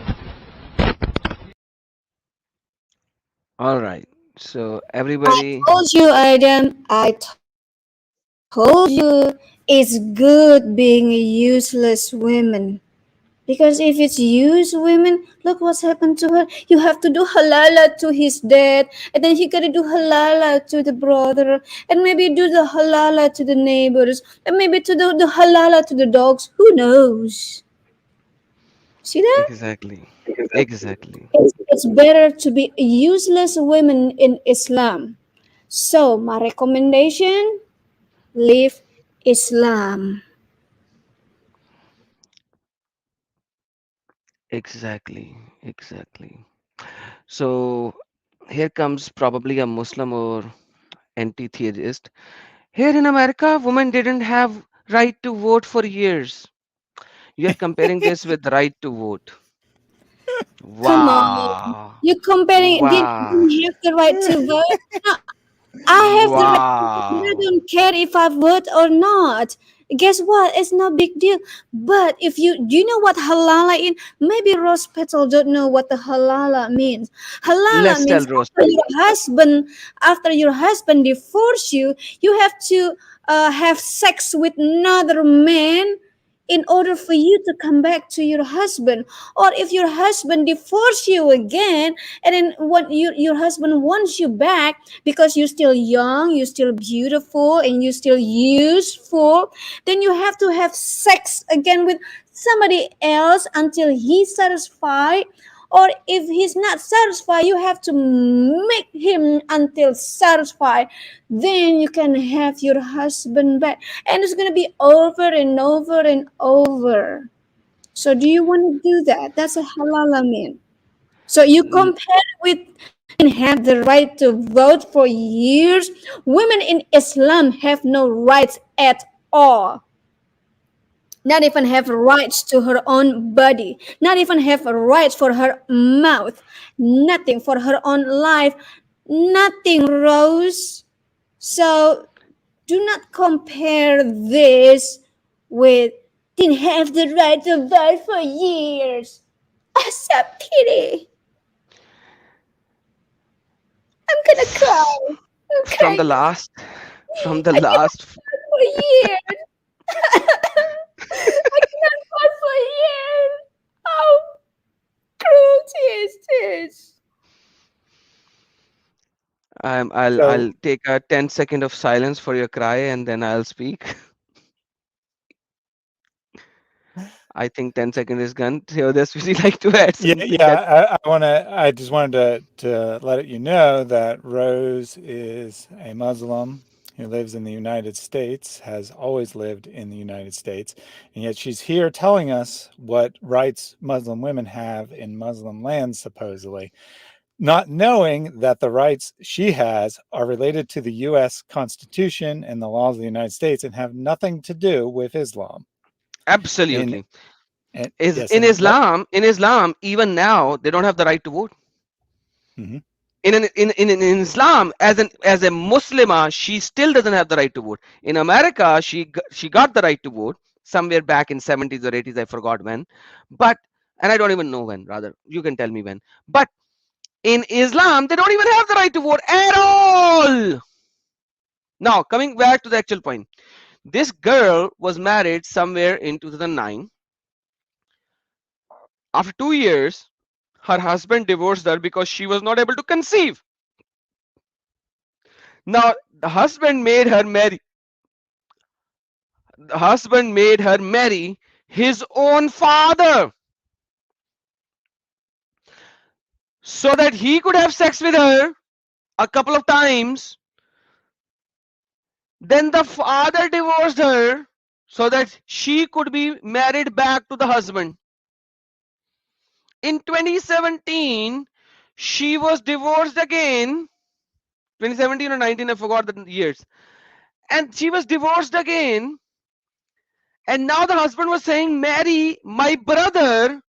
So now my brother will do sex with you and divorce you so that you would come back to me again. And this woman came out and giving interview right now saying that when I told my parents about it, they wanted to keep it quiet. They wanted to keep it hush hush. When I told my parents about it, they said to my parents, take her away or we are going to kill her because she can't conceive. She cannot have babies or we are going to kill her. And the Muslims who live in the West has the audacity to defend Islam. Rose, I will go and drink 2 glasses of water to speak with you in a very nice and humble way, and you will not feel any anger in me. But I would like you to come up and give me one single good thing about Islam for women. One, one, backed up by Hadiths or the Quran. I'm not asking you to give me 5. I'm not asking you to give me 4, not 3, not 2. One single good thing that could take you in an equal grounding of your husband. One. So Rose Bezel says you know nothing about women because you are a man. Well, newsflash for you, Rose. Lynn C on the panel is a woman. So why don't you come up and talk to Lynn C, since apparently Adam can't talk to you because he's a man. That's true. If Hello. I've been Muslim before. I see it myself. I see it for myself with my own eyes and with my life. And it's happening with many more women's or many more stupid women who think Islam is great. Hello. Now they're sorry for that. They regret it. These women yes, who become a Muslims because wow, Muslim is so cool. You know, they wear hijab, they wash their hands before they eat. You know, they're so polite. You know, cover their bodies so it's not showing, not even showing hands, feet, or anything. So she become hey, uh, sister, hold on. She said the experience is different. Experience is different because you are in oh, West. Your values, your areas, your whoa, whoa, surrounding is whoa, Western. That's why your whoa, experience is whoa, different. whoa, whoa, whoa, whoa, whoa. Not because you are a Muslim and your experience is different. Your experience is different because of the society and the culture that you are living in, which is un-Islamic, which is non-Islamic, brother, sister Lynn. Hey, Adam, what about Yes. if we send him a ticket to Afghanistan, send her ticket to Afghanistan? Maybe she Ma- will like it. How What do you about think? Saudi? Absolutely. No, no, no, no, not Hey, Saudi. yeah, Rose brother, Islam doesn't work on your opinion. Islam works on the Quran and the Ahadith and the Shara. No, And I in can show Islam you you everything. cannot have You're, any opinion. you don't You have an cannot have opinion. opinion, You especially women. cannot have an opinion. No Women have opinion. a healthier brain than a man. Women have no right whatsoever. Okay, women it just a tilt. It's a garden. You know, Exactly. You if your cannot have an husband, opinion. And secondly, at the end of the day, you are a hypocrite munafiq and you will burn in hell. Rather, you will be the fuel of hell according to Quran chapter number 9. You will be the fuel of hell because of being munafiq. And by the way, Muhammad said for you women that you women will be, I'm not saying that, not my word, not my word, not Quran and Hadith. I'm telling you Quran and Hadith. Most of the women will go to hell. That's Muhammad saying. This is the reality of you. Learn Islam before you come in and preach. By the way, the link is still there. It is pinned. If you have any reference, don't tell me opinions. I don't care about your opinion. I don't care that what you say to Muhammad, what you talk about Islamic women. I only care what is written. So if you have any one single reference to prove Islamic women are better, come up and show me the Quran, show me the Hadith. The, the link is there. Otherwise, you can keep your opinion to yourself. Sister Lynn, you wanted to say something. Sorry, I cut you short over there. Rose Petal, you know that we love you. The reason we say this for you to have opened your eyes. Read the Quran again. If you don't know the Quran, you can download it for free on your iPhone or on your Android.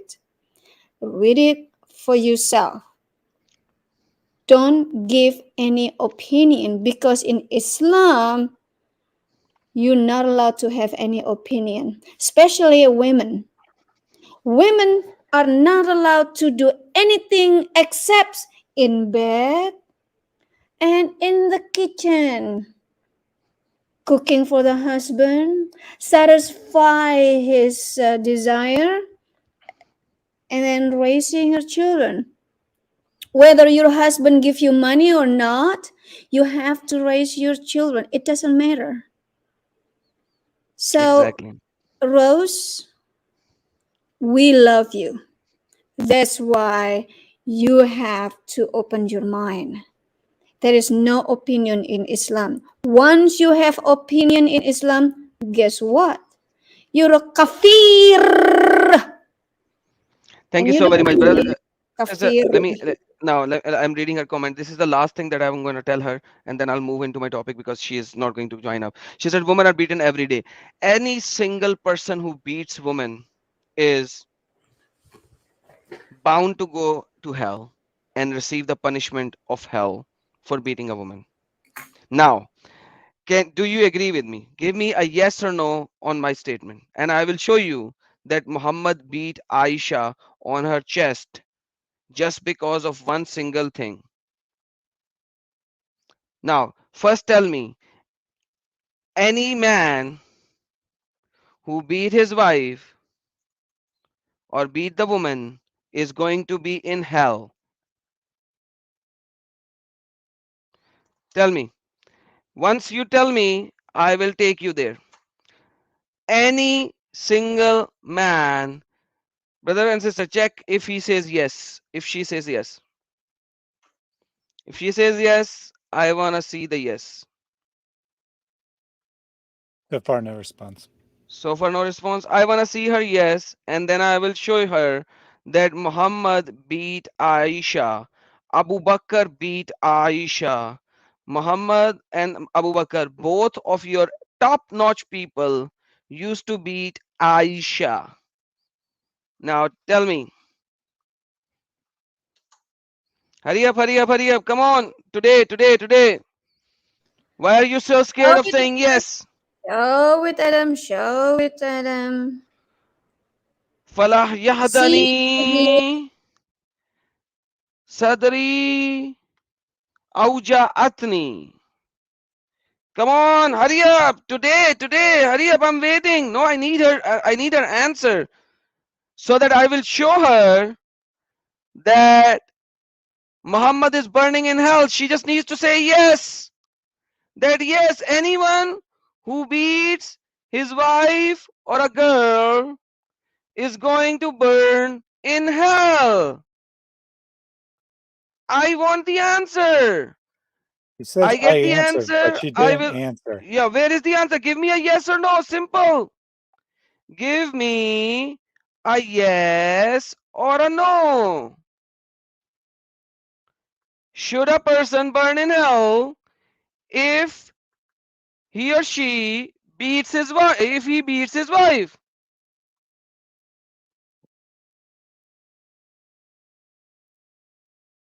Come on, today. She just keeps saying that you said some sins are beneficial, which you didn't say. Adam never said that, nor is that an answer to the question. Some Rose, sins are answer beneficial. How the stupid it is. question. Women are beating every day. Give me a yes. Whoever beats a woman should go to hell.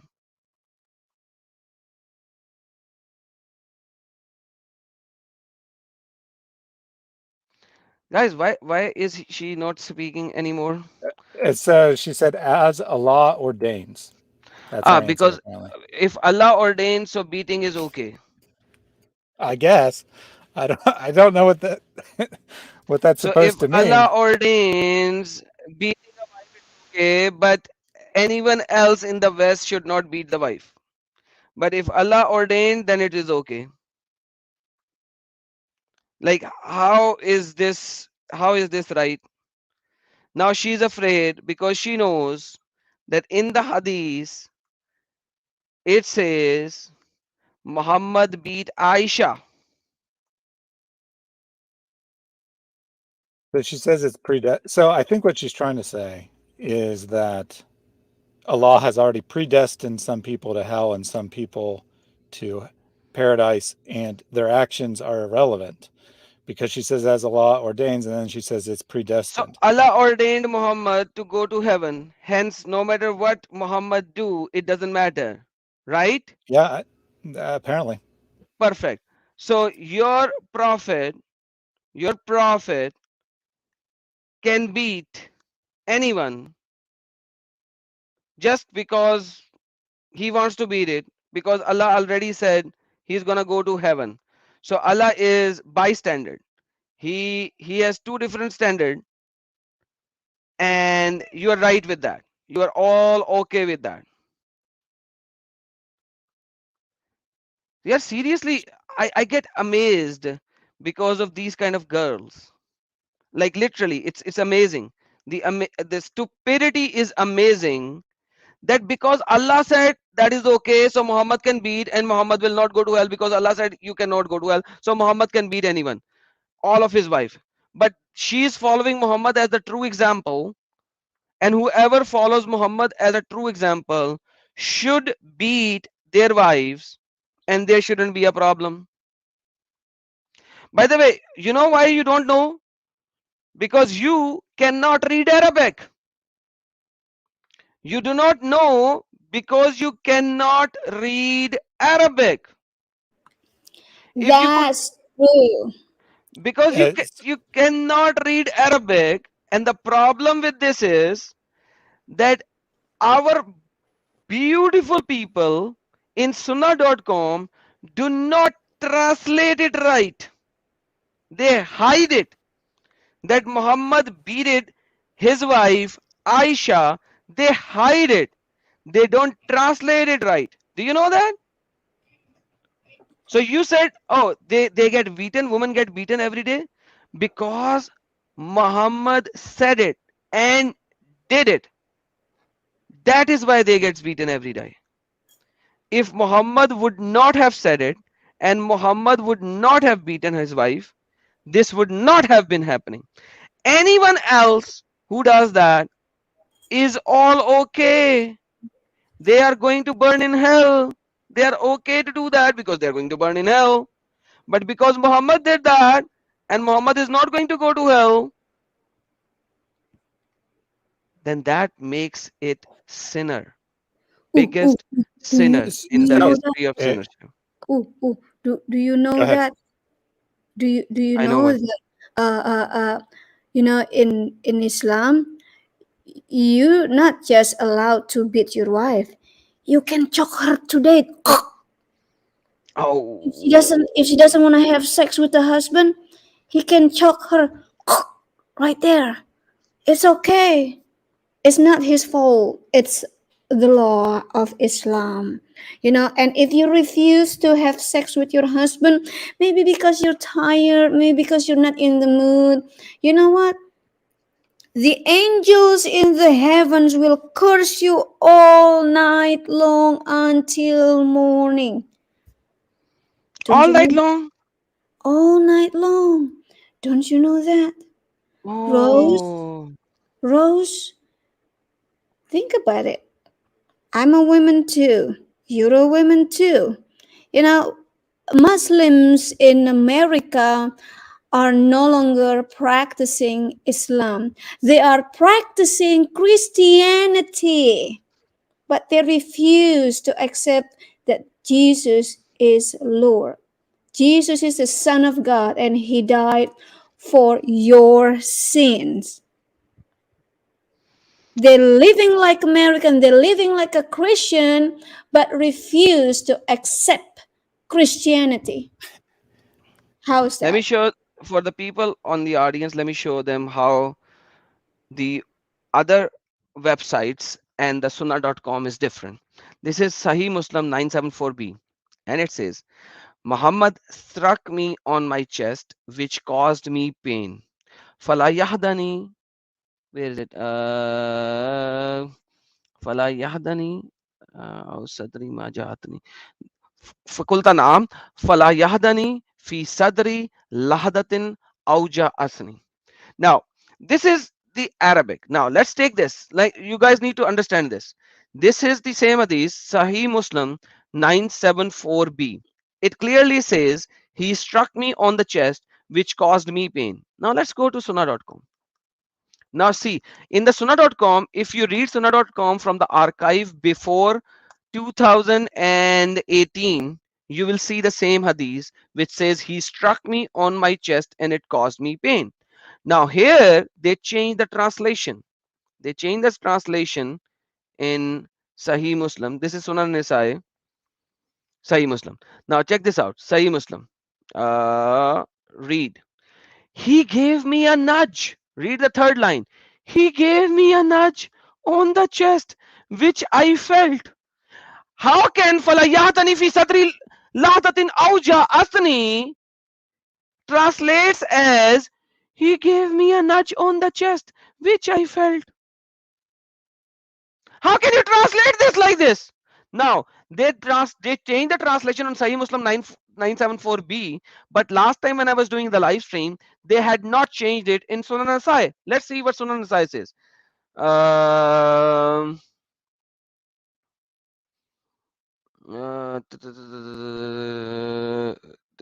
This is Fala yahdani or sadri. Okay. Why are you out of breath? I know. I said, oh messenger, mother believer. I told him. She said he gave me a shove in the chest that hurt me. Same word in Arabic. Fala yahdani fi sadri lahdatin auja'atni. Sunan Nasai translation. It says shove, not nudge, and I felt it. In Sahih Muslim, it says, he gave me a nudge and I felt it. In Sunan Nasai, same Arabic. He gave me a shove in the chest that hurt me. This is 3963. Now let's look another Sunan Nasai. One of them actually says, he struck me still. See, she said, he gave me a shove in the chest that hurt me and said, you thought that Allah and His Messenger would be unfair to you? Now, based on your statement that, oh, Muslim women are being beaten, Muhammad beat Aisha. And if it is from Allah to beat Aisha, why are you still a Muslimah? Why are you still a Muslimah? I challenge you to prove me from Quran and Hadith that you cannot beat your wife.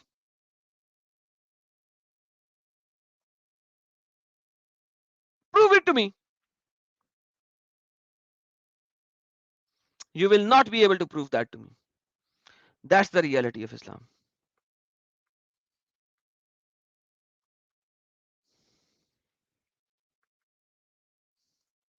Anybody would like to add something before I come forward? Go to the next one. Yeah, you are a believer. You are a believer that Muhammad is a prophet who beat his wife, yet you live in America where you cannot be beaten. Go to a Muslim country. Live So, like a Muslima, then come back to me and say you are still a believer. Live like a Adam, Muslim at least. Adam, I It's want to okay if clarify. Yes. This is important, actually. it's okay if she's a believer of Muhammad and Allah. It's okay because when she's going to heaven, she's going to serve a man together with another 72 girls, and she has to compete Oh, with she has been those called a girls. whore. A Yeah, whore in Quran. exactly. So it's okay. Maybe she like that fetish kind of kinky things. Who knows? Because Muhammad liked it too. So maybe that's what she's looking for. It's okay, Adam. We cannot force her to love good and love the right things. It's okay. So All I right. want to clarify. Yes, Rose yes, yes. said in the chat that she was beat by her ex-husband, who was presumably a Muslim, and then said, "But I survived. I'm a teacher now," So she thus survived an attack. condoning the beating. Right? She was beat herself, according to what she said in the chat, but she survived. Therefore, it's okay, apparently, for a man to beat a woman. Now, she will deny that's what she's saying, but that is what she's saying. When she says, I was beaten and I survived, I am a teacher now, and won't say that beating is wrong. Like, So, Rose, why are you supporting wife beating? oh man. Oh man.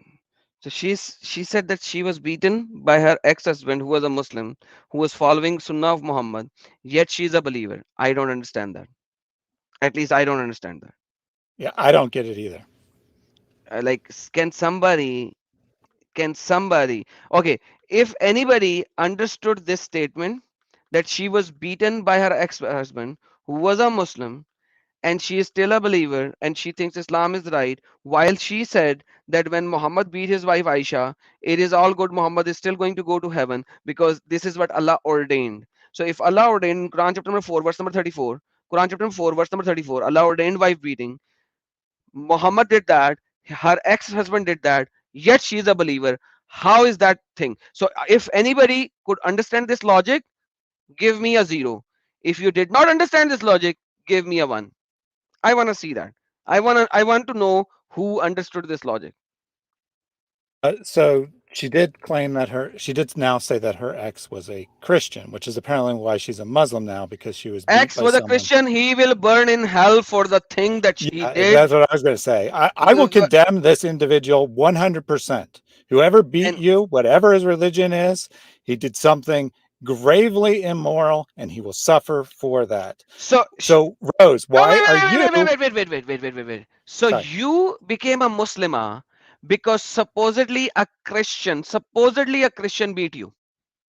Then now you have to leave Islam because the Prophet of Islam beat her wife. I just showed you 3 different hadiths, all Sahih. Prophet of Islam, Muhammad, taught beating the wife. You cannot give me one single verse in the Bible saying go and beat your wife. Whereas I can give you Quran chapter 4 verse number 34 and different tafsir. Now, based on the same very logic, you have to leave Islam if you are truthful. Otherwise, you are not truthful. Otherwise, you are a liar.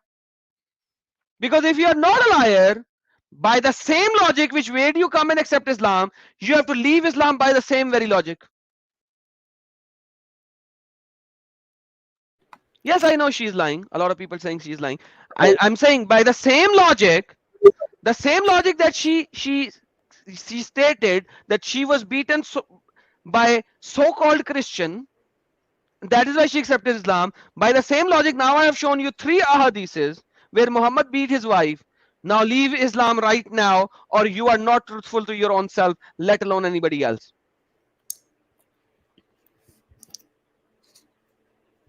All right, You know, forget some Adam, forget her. you know, some Adam, I Yes. think it's better if she's staying in Islam, because you know some uh, pork is getting expensive. You Okay. know, if you're a Muslim, you cannot eat pork. So if she become a Christian again, and more women or more Muslims become a Christian, then once they try a pork kebab, I think they're going to like the pork kebab, and that's gonna make the price of pork is more expensive. I cannot afford that. Mm, fair enough. You have a Mm. point. You have a point. You do have a point. But anyhow, let's go forward. Let this half brain stay there. As per Muhammad, she's a half brain, so let her be there. Let her rant out fully. That's all good. Now let's read forward. Forget her, guys. In the live chat, ignore her. Don't time her out. Ignore her. I wanna see how much of a ranting she could do. All right. You will remain as half brain and you'll burn in hell according to Muhammad. So this is all good. In conclusion, let's go back to our article. In conclusion, the answer is that Allah is the one who revealed this religion and enjoyed it. So hence kill the apostate. That's what we were reading. He is one who ruled the one who enters it and leaves it to be executed. So if you leave, by the way, Rose should not leave it because she will be executed by the Muslims. This ruling does not come from Muslim ideas or suggestions, as this is the case when we must follow the ruling of Allah so long as to contact to accept him. Now imagine she actually accepted Islam, she went into Islam, but now when we are saying leave it, she can't, she knows, because if she leaves, she'll be killed, she'll be executed. This is how it is. So she's afraid of her life. So don't worry, guys, don't worry, let her be a Muslimah. I don't want her dead by her own followers, by her own loving people. So let her be there. And the day when one of her husband will do dingy dingy with her and then beat her because she is too tired and she cannot do dingy dingy. Quran chapter number 4, verse number 34. Then she'll be like, man, I should have heard Lynn and Adam and Thaddeus and should have left it. And when she die, and she will find that there is no Allah, but rather it was just a shaitan, he was just a devil, then it will be too late already. Anyhow, coming back to the same point, like I say, La ilaha illa shaitan. Muhammad's Shahada is La ilaha illa shaitan. Muhammadur Rasulul Shaitan. This is the true Shahada of Islam. Because Allah of the Quran is nothing more than a shaitan of the Quran. Because Allah in Quran is doing exactly what the shaitan of the Quran is doing. Nothing more, nothing less. So, whenever Rosebutter would like to come, we can have a talk.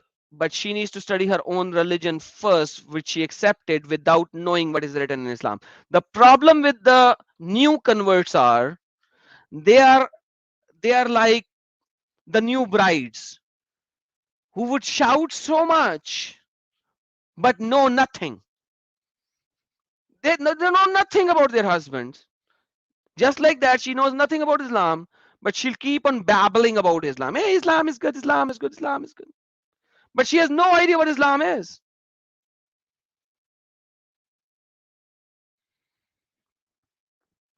That's the reality. That's the reality. And the true Shahada of Islam is La ilaha illa shaitan wa Muhammadur Rasulul Shaitan. Alhamdulillah. Coming back to the same point, we are talking about Tariq Fateh, one of the oldest ex-Muslim that I knew. This is the reason why the Islamic scholars, Muftiyan, living in America, are proclaiming hate speech against him. May He rests in peace, but the problem is Muslims will not let him live in peace even after his death. This is the reality. Islam preaches hate. Muhammad is the first kafrophobic person in the history of kafrophobia. There is nothing called Islamophobia. We are telling you exactly what is written with evidence by showing on screen. But this is the reality of Islam in essence.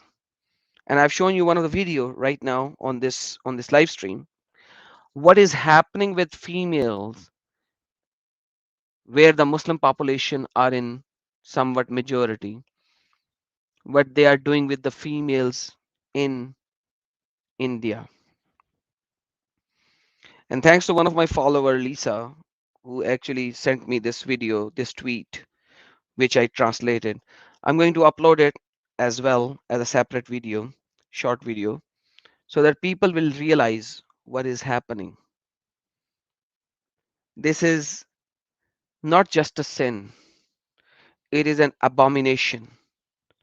Even if you read the Old Testament, the laws of which are not proclaimed to be the ultimate laws.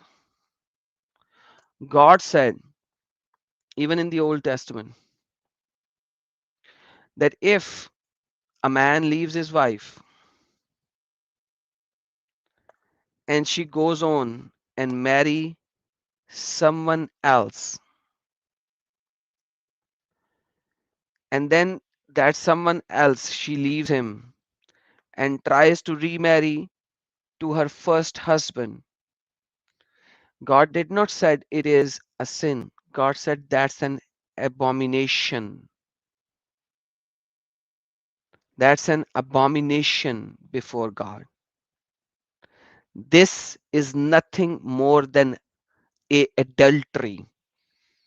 And I just showed you from an Indian woman crying that when her husband divorced her, she was given in marriage to her father-in-law as Halala. Her father-in-law performed the dingy dingy with her for a few times, divorced her. She got married with her husband again. 6 years later, her husband divorced her again. And now this time, her husband wanted her to marry his brother, means her brother-in-law, as Halala as again, so that her brother-in-law could perform dingy dingy with her a few times, and then she would be divorced by her brother-in-law, and she would marry her husband again. That is the reality, and this Muftihan accepts this reality. When this law was trying to be implemented that no halala should be allowed in India, there were Muslims who were against this as well, that this law should not be proclaimed, should not be accepted. This is happening to Muslim women in Muslim majority areas of even India, where Islam as a whole country is not predominant. Can you do this in the West? I don't think so.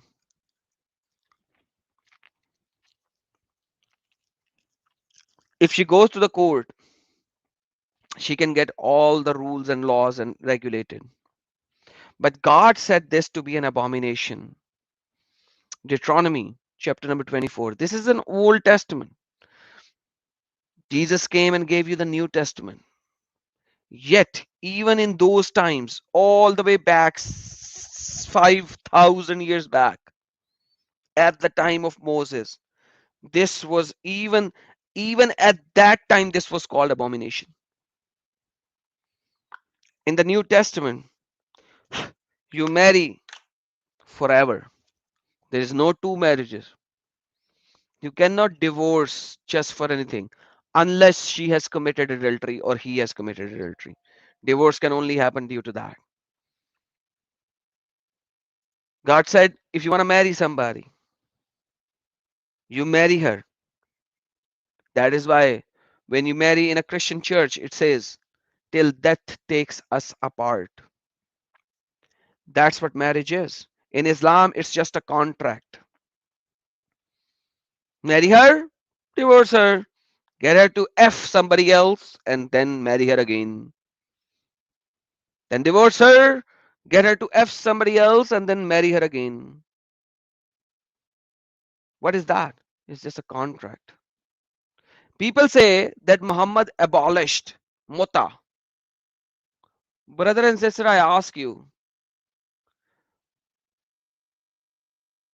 Islamic marriage, is it anything more than a Motah? If I can divorce my wife for any reason, for any reason, then what is a marriage? Where is a marriage?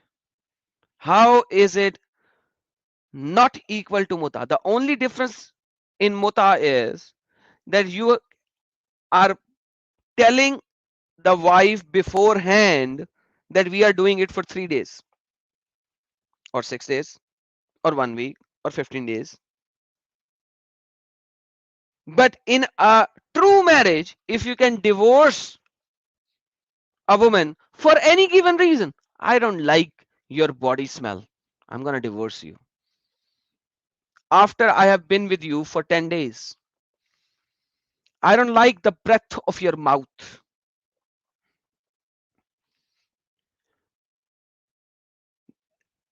If you can divorce a woman for any reason, even in Islam, you can divorce your wife when she's growing old. If the wife, if you can, if you can, oh man,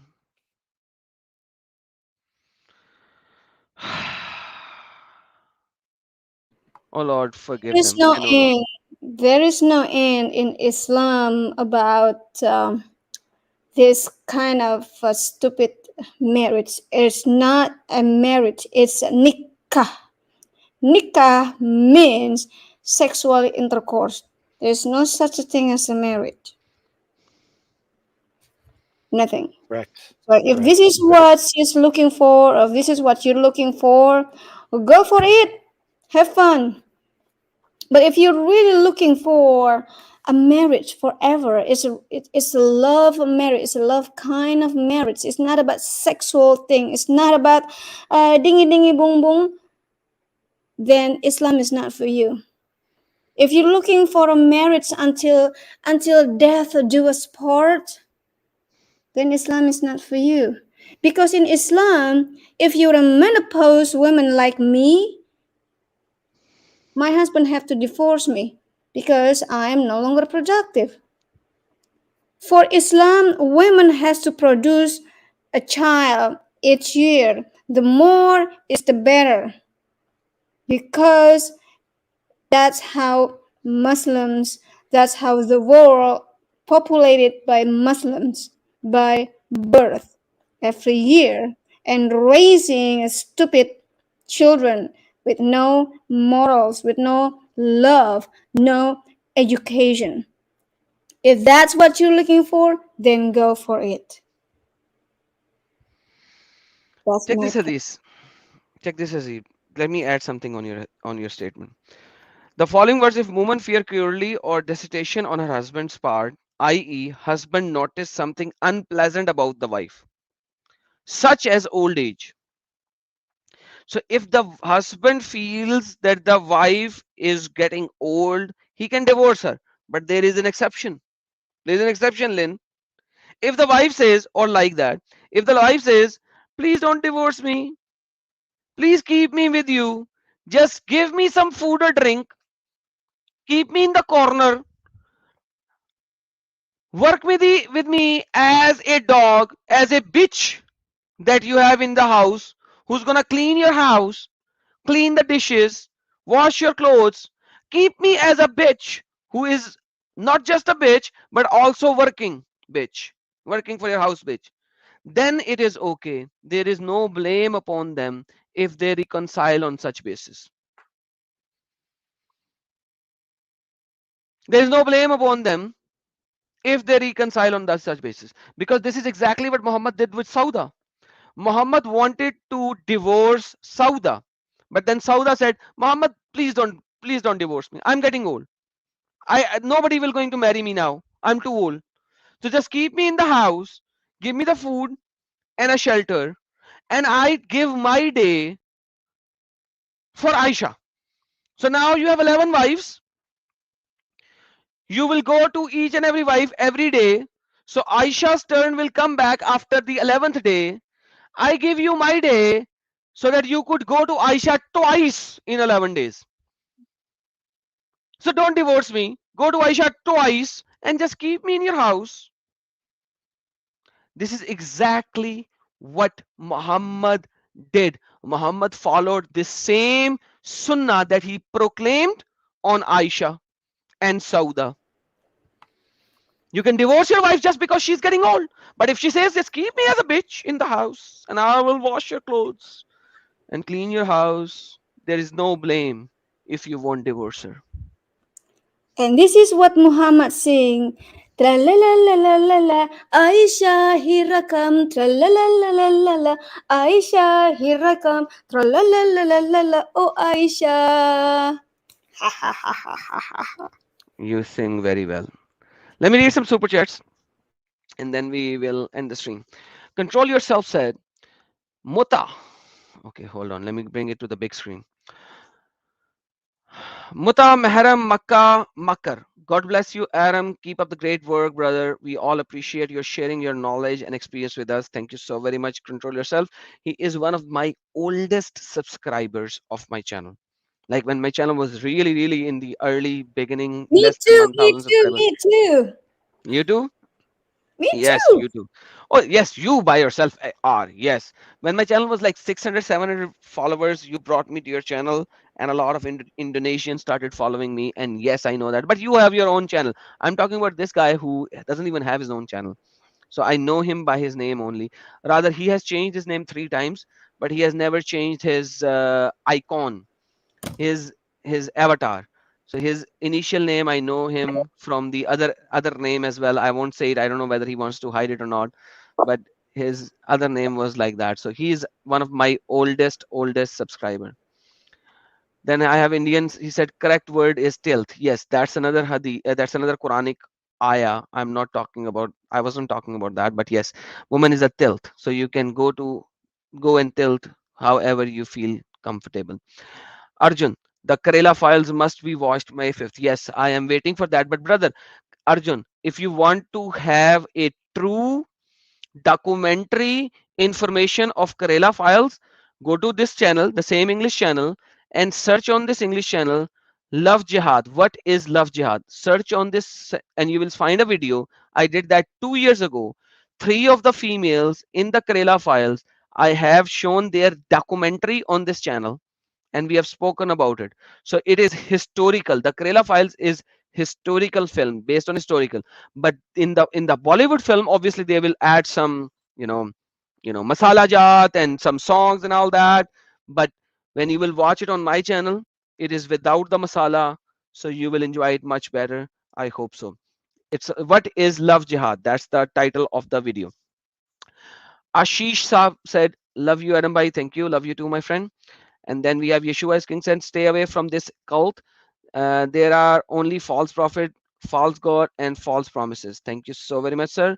Indian said, Salamul Mutah, Jannatul Murtadeen, Hujjatul Murtadeen, not Jannatul. Hujjat, H.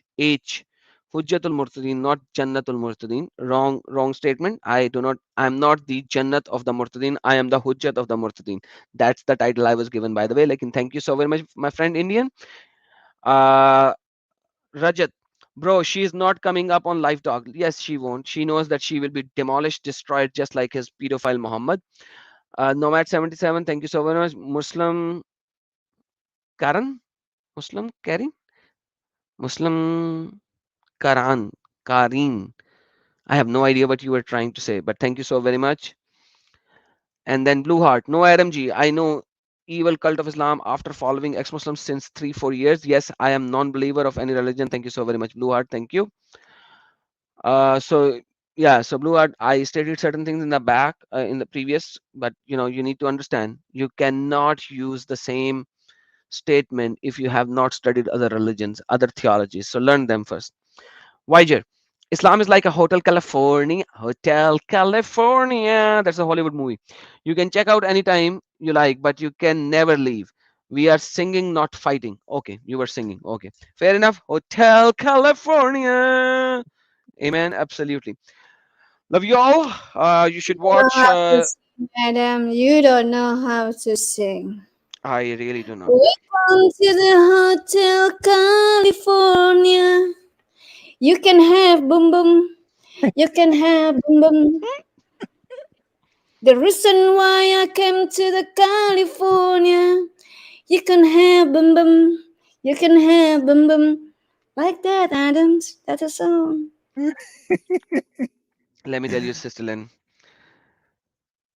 I, when you said let me sing and you started singing, I took my glass and I poured my water in my mouth and I spill it out. Thank God it was not on the keyboard. Otherwise, I would needed a new laptop. I'm So, sorry, Adam. like seriously, it was like an inch away from the keyboard on the side of the pad, the mouse pad. So otherwise, you would had to buy me a new laptop. Okay. Oh my god. Yes, no, man, I'm not following memes. I have no idea what you wanted to say over there. I'm so sorry, brother, on that. Rajat Javla said, Karen, a woman who hate everyone for no reason. Oh Ah, yeah, Karen. Karen is this is a things in America when women's always bitching like about anything, about everything, complain about everything. They call it Karen. That's you see the hairstyle that I have. They yeah. call that hairstyle is a Karen's hairstyle. My children keep making fun of me. Mom, you look like a Karen. I say I don't care if it's Karen. I don't care. Okay. Rajat Jajwaji, thank you so very much for telling me. This is a news for me. This is a new word for my vocabulary. So I'm gonna use it next time on somebody, some Muslima. She's a Karen. So I understand that now. It's Thank you. just to clarify, Adam, Yes, sir. it's more someone who complains constantly about everything. So that definition Complainer. was a little imprecise. So a Karen is someone who makes a big show and is about complaining about trivial things. So it means And every. dramatize your complaining like, oh no, you call me bitch. How can you do that? You call me bitch. You I have heard rights. me. Something like that. That's a I Karen. have rights. I'm gonna get my attorney to sue you. Wow, Thaddeus, you are trying to imitate Lynn. Quite frankly, if you do that even further, I will have to remove you from my channel because I'm not promoting that particular thing because now there is a new thing that anybody can proclaim to be of any sex. A woman can proclaim to be a man can proclaim to be a female. I can proclaim to be a black lesbian, and nobody can actually say no to me because it's my choice. I can be pronounced as any sex. Lynn can actually proclaim to be a uh, what do you call it? White supremacist male. Karen, I'm a Karen. Okay, you are a Karen. Okay, so yeah, so try not to imitate Lynn Theodis. We will have a problem then.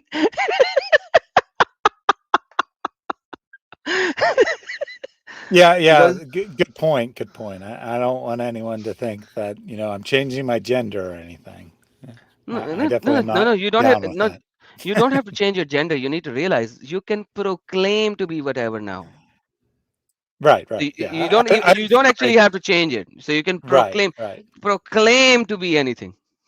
You're right, because I could be a woman tomorrow and then by Saturday I could be a man again. So you can just change it willy-nilly. Exactly. Or And I can be a penguin as well, brother. I can just simply say, hey, from tomorrow, I would like to be called as a penguin.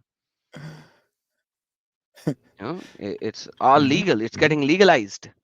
So anyhow, with that being said, let's end the stream for now. Uh, I don't think we had any other Muslim friend who wanted to join in. So I'm gonna end that here. But if anybody has a specific question based on our current discussion, they can ask. You have if just say at the rate Adam Seeker so that it will get highlighted. And if there is a specific question, I will be willing to answer. Otherwise, we are going to end in 5 minutes if there are no questions. Excuse Hmm. me. Hmm. Um, yes. So before we go to this again, I would say Tariq Fateh, a lot of people realized the issues in Islam, and I thank you and give you the gratitude that because of you, a lot of people realize the truth about Islam. But I can understand as well at the same time that you were not able to say openly who you are, who you were, because of your circumstances. And while living, living in Pakistan, born in Pakistan, I can fully understand your situation. So thank you for your work. Now we are going to hold the flag that you held up for some time, and now you are no more. But we are here. We are going to hold that flag for the next generations to come, and then our kids will do that. All right. With that being said, I don't think we have anybody else. What is Chacha Ji is saying? What's the problem with Chacha Ji? Yeah, so Chacha G wanted to know. Well, so first he was telling us that it was impossible for Jesus to be God because natural laws wouldn't allow God to be confined to a human body. So then I asked him if Pause, Allah pause, would. pause, pause, pause, pause, pause. That is such stupidity and hypocrisy. So Hmm. if Chacha Ji thinks that God can do anything, then God can come into this world as a human and all natural laws can apply on him as a human Hmm. because he left his majesty while he is there as well in his majesty, because in his infinite power he can do that, and he did that. So basically what Chacha Ji is saying, that his God does not have the power, enough power to come as a man. So his God, the God of the Chacha Ji, is limited. It is a limited God which has limitation, who cannot do certain things. My God doesn't. He doesn't have a limitation. Hmm. Well, there's one thing that his God can do, Adam. Hmm. Well, he can become a black stone that Alhamdulillah. that used to be a toilet seater. That's what his God can do. So that's okay, Adam. Alrighty. He Alrighty. doesn't. He can. His God cannot become a man, but his God can become a black rock that used to be a toilet seater and used to be wiped by a menstruation's blood or wipes, or used to be somebody licking, dicking, dinking. I don't know. So that's his God. You know, that's how beautiful his God Hmm. is. Hmm. Hmm. That Yeah, everybody's, you know. I made the same point as Adam that he needs a bigger God. He needs a God that is not subject to the laws of nature. He needs a Akbar God because his God is very small and pathetic and is confined to the laws of nature. He said that Allah can only work miracles that are explained by natural laws, which aren't miracles at all, incidentally, by the Let definition of me miracle. In exactly, other words, exactly. his God doesn't demonstrate he exists. His God is pathetic. Yeah, let me expose a hypocrite. By the way, I just checked his channel. He's a Muslim. He is coming in as a Hindu name. and when he sent a Adam Namaste, and I saw his this comment before I saw his Namaste. I checked his channel to figure out whether he's a Muslim or a Hindu. He is a Muslim. His the only short that he has is a Muslim short that is on his channel. So let me tell you, Mister, did you actually leave Islam? Because like if you have not left Islam, why would you? So Islam cult ka dhan. Okay, let me just remove that. Very very bad comment. So if you have left Islam, just come up, man. Now is the time to come up and say to the world that you left Islam, man. Anyhow, I should not have highlighted that. Now I realize I shouldn't have done that. Anyhow, my bad. Sorry about that. Forget that. Villainous SSB, 400,000 murtads in Pakistan. Alhamdulillah. Thank you so very much. Sheldon Makwana, thank you so very much. She said good morning. Appreciate it. We have Shuklaji. Shuklaji, you're live, brother. What do you want to say before we end the stream?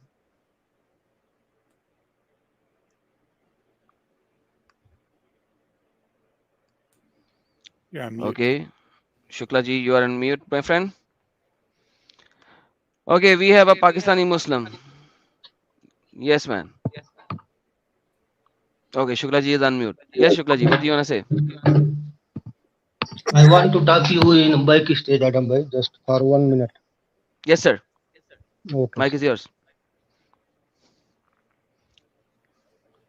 I think he said he needed a minute to get ready or whatever. Okay. Mr. Pakistani, Andy, speak. my question is very different. Simple. Can you show from the Bible No, I that cannot show anything from the Bible. We are not talking about the Bible over here. So go get lost. Show me from the Bible.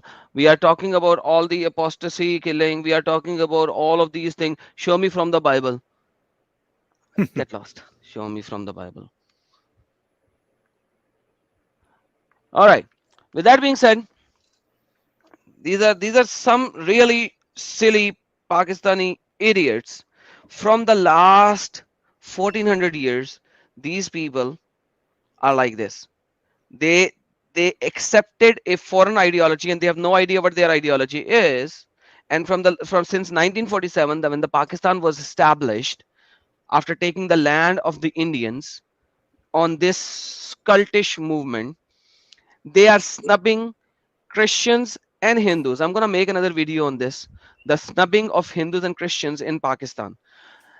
97% Muslim population country, and they cannot defend Islam against one guy named Adam Seeker coming out of Pakistan, showing them their filth, and they want to talk about Bible. You have been talking about Bible and putting pastors in the defensive position from the last 60 years, and they have been answering you on each and every single point that you raised. Not just once, not twice, but 1,000 times. And you will repeat that question like a broken record. And they have shown you again and again and again and again. And you will lose all those debates. In those debates, you will blaspheme against the Bible, against the Christians, against Jesus, and yet nobody killed you. But even while debating, a Muslim, a non-Muslim, a Christian who would give you an Islamic narrative from your own books, you will say to them, he blasphemed. He blasphemed, and you will punish them. Right now, ex-Muslim Aram Seeker from Pakistan is standing here. Now I'm asking you questions. It's time for you to answer, and I know you cannot. I've been doing these debates from the last 3 years in Pakistan in Urdu language. None of you are able to stand tall like the Christians stood tall in each and every debate that you did on the live stage. It's your time. Answer or get lost. I don't have to answer you anything about Christianity. To a Pakistani, I don't need to. Get lost. Shukla ji, are you back? Yes, Adam bhai. I want to talk you in back stage just for 1 minute. Yes, sir. Okay. Sir. Yeah. Okay. Seems like Shukla ji. जी आप back stage में madam भाई Sorry. आप back stage में है या stream चल रही है You are live. We are no talking. Sir You want to speak backstage? Yes sir I want to talk you Okay. In back Let me remove you. Okay. You are backstage. All right, guys. Thank you so very much, guys. Have a nice, blessed evening. Whoever is living in the western part of the world, thank you so very much for being here. Thank you so very much for watching. I hope you guys had a lovely, lovely time. And always like and share the streams as much as possible. Take care. Have a blessed day, evening, or night, wherever you are. Lynn, your last comment. My last comment: leave Islam quickly before too late. And remember, Jesus loves you no matter what situation you have. Jesus loves you. Amen. Thaddeus. Yeah, I'll echo that, and I'll say that us on the panel here, we are concerned for your souls as well, Muslims. We do these streams because we love you, because we want you to have the same God that we have, the God who loves you no matter what, the God who cares for you, the God who wants to make you a part of your family. Absolutely. And CM said when Hindu goes extreme, he goes to a jungle to do uh, tyag. But when Muslim goes extreme, he become a terrorist. This is so true. This is the true way through Islamic teaching. Learn Islam, leave Islam. Take care. Have a blessed day, evening, or night, wherever you are. Yeshua Akbarul Azim. Azim.